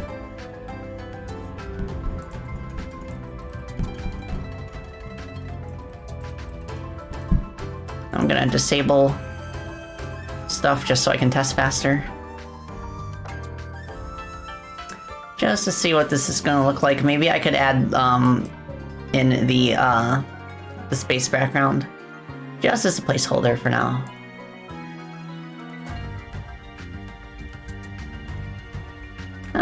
This is right here.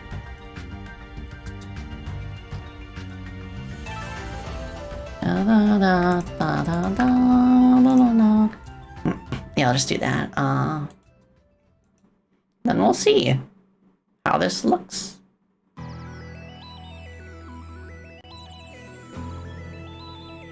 Ooh. Yeah, I'm thinking for the background, most of it would be taken up by, like, the nearest planet. So you get, like, a nice, like, moon-like setting. Okay. Okay. And I'd want the interior of, like, we have interior tiles, but, like, it's gonna be dark, so, like, I could darken the pillars to match. Either that or, like, just darken the center and make the outsides have, like, a rim lighting effect.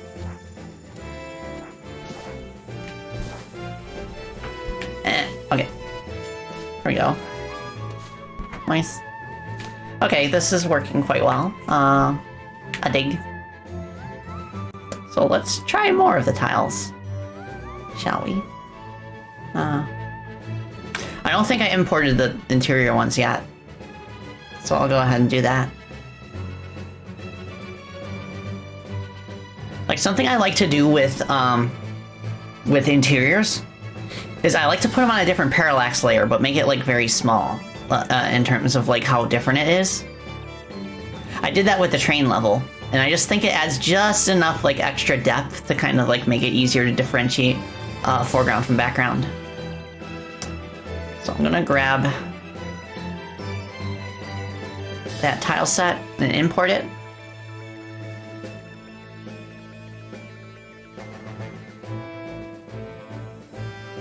Dun dun dun dun dun.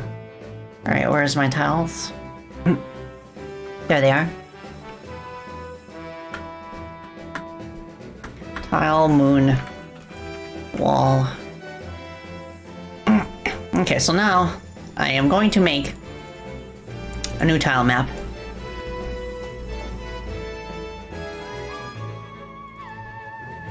I'm gonna place it behind.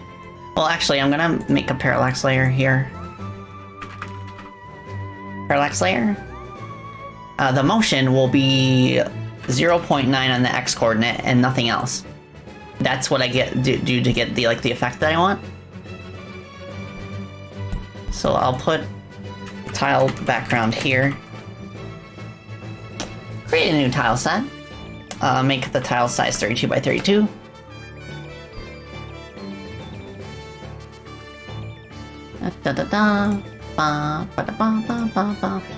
Thank you for having Pat Stark Moon. So nice. Alright, let me hydrate and stretch.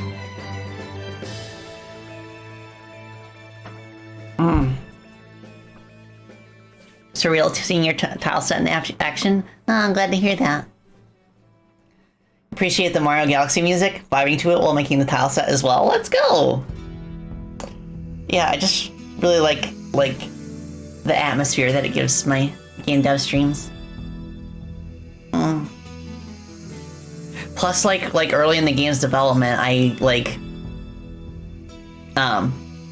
kind of felt like the whole vibe of the game was kind of turning into a mix between like Castlevania and Super Mario Galaxy, which I think is still appropriate.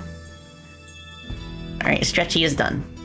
So tile, moon, wall. And these are our moon tile, our interior tiles. So, let's see. I'm gonna look at the example sheet again. Okay, there are edge tiles. Okay, good to know. Like, it's a little tricky to line it up based on where you think the camera's gonna be, but thankfully, since this is a tile set we're working with, it isn't a big deal to like move stuff a few tile spaces to the left or right later on if need be. So what we want to do,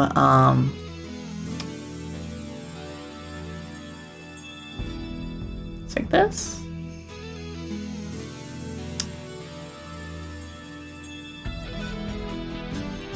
And then I guess I just keep going here. Do I have a, there we go, blank tile. I'm just gonna fill it with black space for now and then add windows afterwards. Da, da, da. Da, da, da, da. Oh my gosh, I like the S there. Okay, so we got some random bricks and stuff. What is the difference in these windows? Oh, I see. This is for when like you can't guarantee that the light beam's gonna line up. So I'll put it here. I'll space them one apart.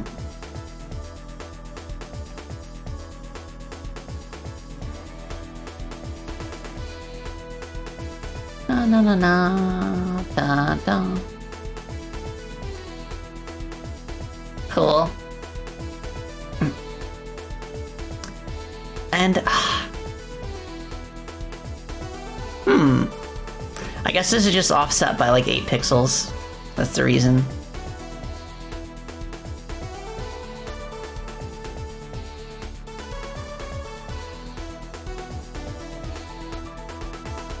Like that, I guess? Okay.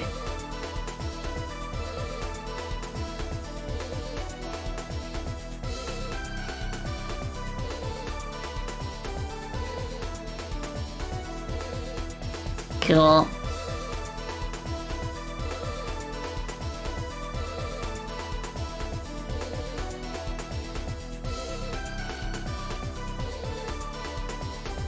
Stars. Oh, Connor Fitzpat. Welcome, welcome. Hope you're doing well. I'm putting together a tile set.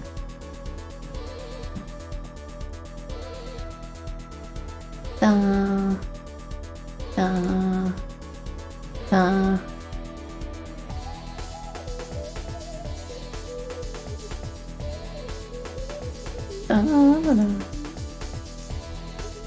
Okay. Well, let's see how that looks, see if I got it lined up correctly.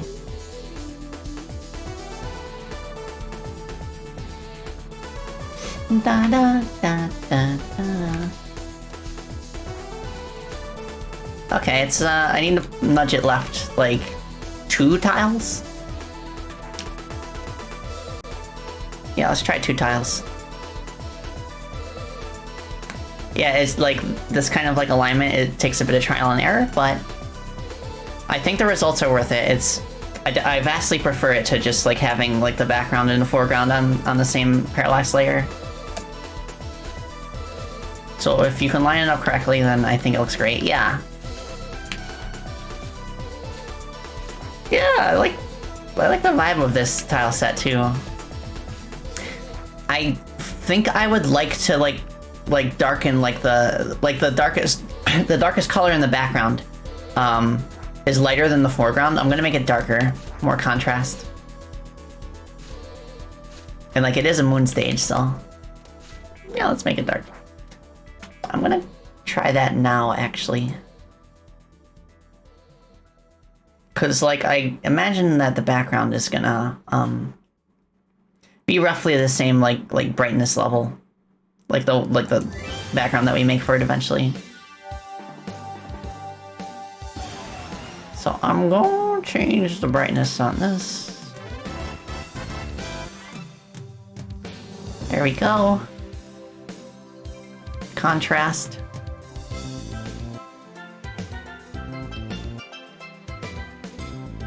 Like that. Yeah, that could work. And then whenever you make something like have a higher contrast, I would recommend lowering the saturation a bit.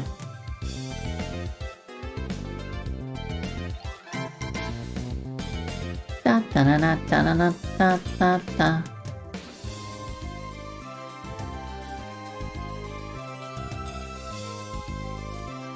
Okay. There we go, that's more like it.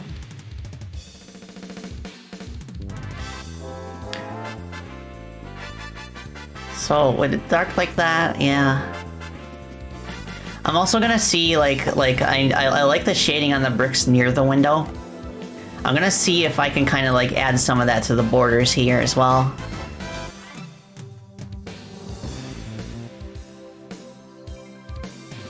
Cause like this moon castle is gonna be more of a labyrinth, more of like a dungeon crawl compared to other levels in the game. Which I think is going to be a really nice change of pace. Oh, yeah, I like the contrast.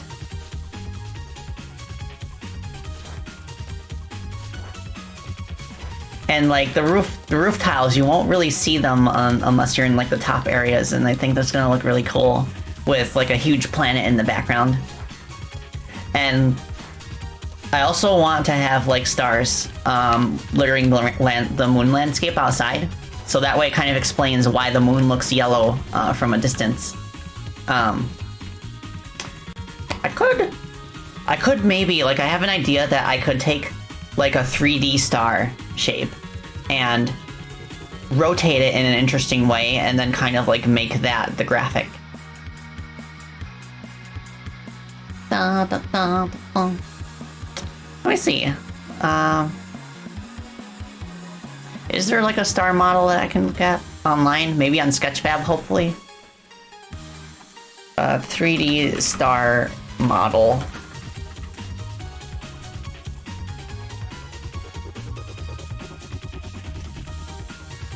Da, da, da, da, da. Oh, I see one. I see one, I see one. Uh-huh. Come on, load. I hope that this website has a preview window, because all I want to do is take a snapshot of the star in a slight, like, angle of rotation. And then use that as a base. Come on. What is wrong with this website? No, there's no preview window. I'm sad about that.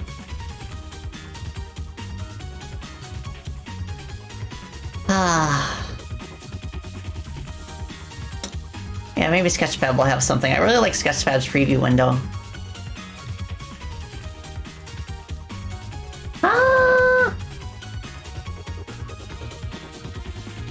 Okay, I think I found something.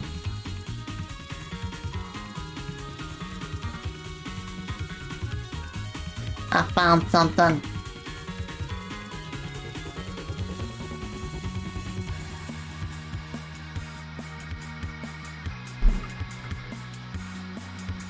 Okay, I'm gonna plug it in into my drawing program.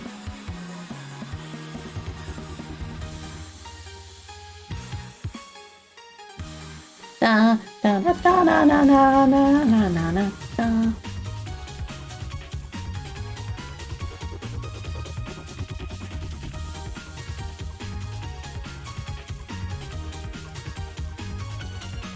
Okay. So next, let's see. Oh, no! Oh, I thought the program crashed. Thankfully it didn't. I better save my boss sketches before that actually happens for real. Okay, it's saved.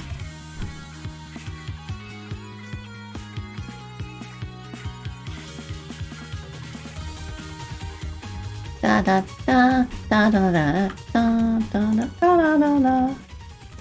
I forgot how cute Spacey's thinking pose is. Oh, thank you so much. Thank you, Yomi. Okay, that's good. I'm just quickly shading it in.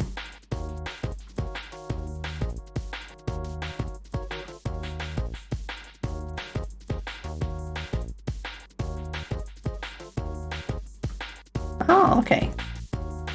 I see what you're doing. Da da da da. Ba ba ba ba ba ba.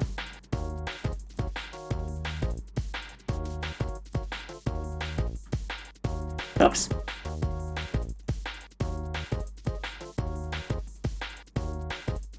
Spacey is a master of pondering and telepathically using her third drawing arm all at once. It's fun.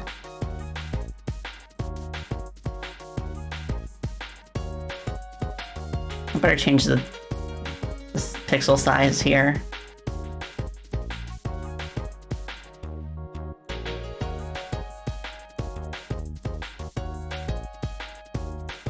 Put this down here. Okay. Almost done.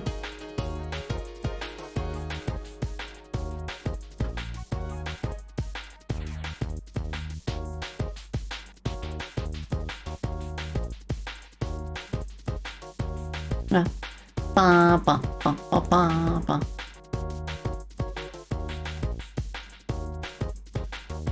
Sound clouds.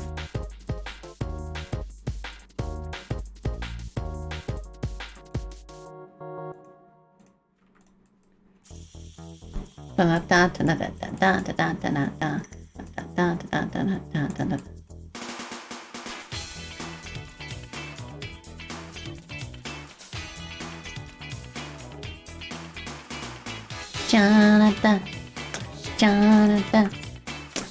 Oh shoot, I forgot to put my drawing window back up. Whoops. But yeah. This is kind of what I had in mind, just like rotated 3D star.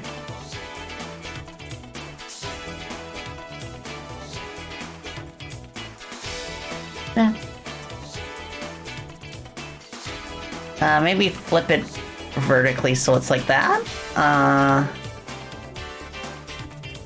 And then kind of like give it like a glow, which I'm not 100% sure.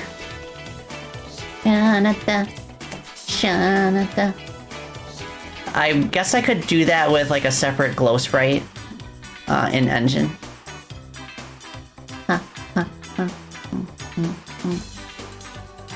We'll do this.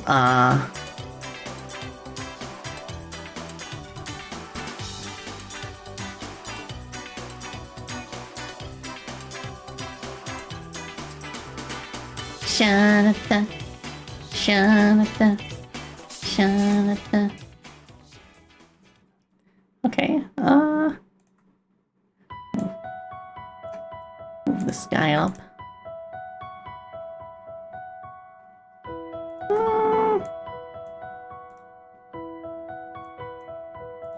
Like that.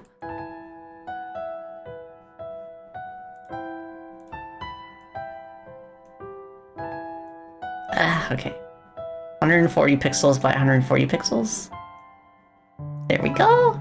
Now we save this as Moonstar.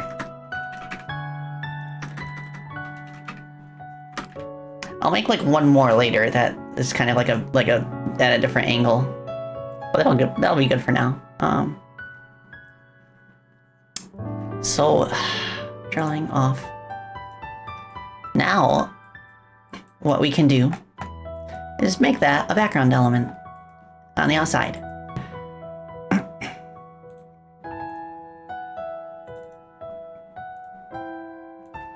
Moon star.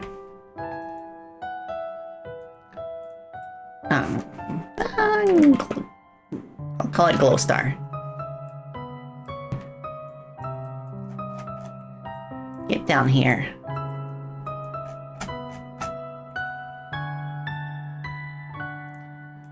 So my idea is that I add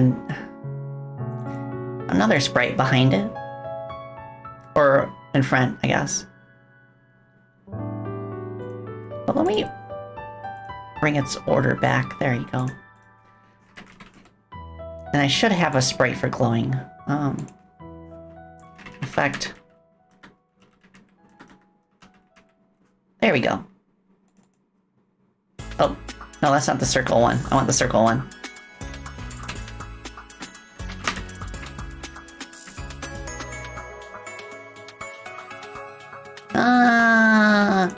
More subtle.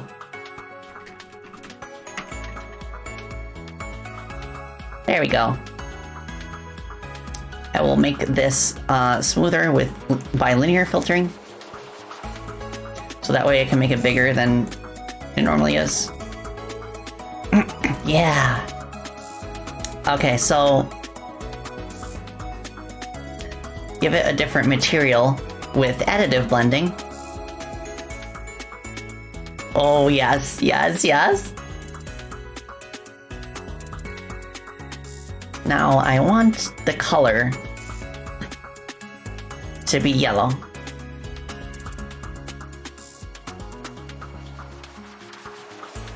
Oh yeah, oh yeah.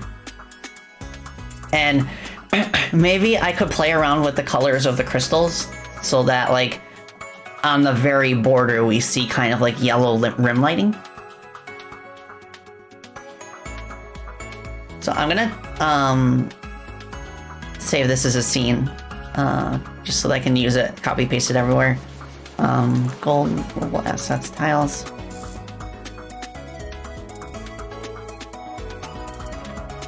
Moon glow star.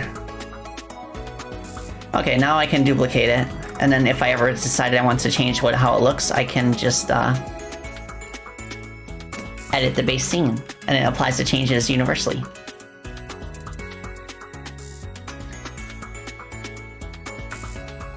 Yes. Let's go. I like that. We're still going. I see. Yeah, it won't be too much longer. I'm probably gonna dip in like 5 or so minutes to feed my puppos. Okay, let's see how this looks with the space backdrop.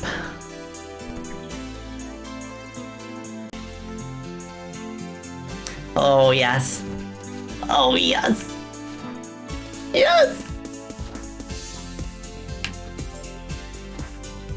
That looks so good. And then maybe I could make smaller smaller stars to kind of like fill in some of the empty space. Hope things have been going well. Yeah. Thanks for the stream then. Thank you so much for hanging with me today, everybody. But yeah, I'm gonna work on refining this a little bit more, but I really like what we have so far. And I'm really looking forward to some of the enemy designs in this level too. Like we're cooking with those. But I think by the time that I have my next stream, I'll actually have bits of level to play here.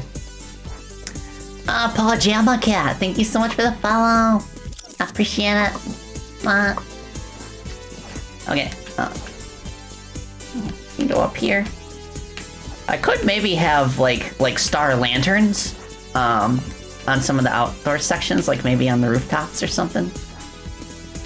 Or like maybe have like a lantern hanging from the wall on the outside. And or like hanging from the walls on the inside. And then maybe you could break them open and get like music notes. Nice. Yeah, the stars add so much. Like, yellow contrasts perfectly with purple. That's why you see so many character designs have like purple and yellow as like accent colors together. Like we were talking about Henny the Genius earlier. She's a good example. Like, her outfit is like predominantly like black and purple, but she has like gold accents. Nice. I like it. Like it a lot. Oh, the moon in the background looks so pale in comparison, but you won't see it in this level. This is just like I'm using the background from a different space level as a placeholder. Well, yeah. Let's go. This was a good stream. We actually got a lot done. Like, I finally have like a bunch of like really solid concepts for boss fights. Like, they don't look like much right now, but I can expand on them off stream. And then like, I think this is the second time that we've been partying with Last Dance on the Moon as the background music. Yeah, that's another good example, Double Cake. Susie from Deltarune is mostly purple, but accented with yellow. Yeah, exactly. and Bass from Mega Man and Bass. Well, from the Mega Man Classic series, Bass. He's another good example. Yeah. Okay, so tomorrow, Super Mario Wonder comes out. I'm really excited for this. I will do my best to get my capture card set up and working. There might be a little bit of delay from my inputs and from the screen, but whatever. I can't wait. I'm definitely gonna play as Peach first, and then I can't wait to see what the levels are like and the badge system. I've heard that it's like literally a 10 out of 10 game. Like, its Metascore right now is 95. That's incredible. So I'm looking forward to that. And yeah, let's try and find somebody to raid, shall we? Also, I will be streaming tomorrow at my usual time, 1 p.m. Eastern.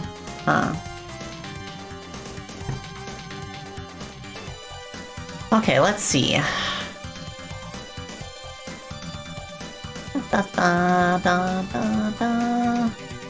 Let me see. I see a few people online right now.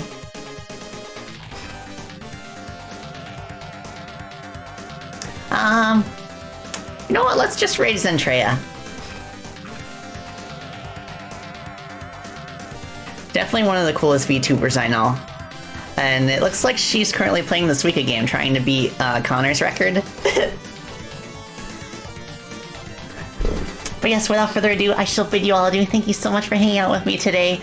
And I'm really excited about the future of this game. Our team is absolutely incredible. Thank you all so much for helping me with this stream. Yes, we've been cooking so hard, and this is only the beginning.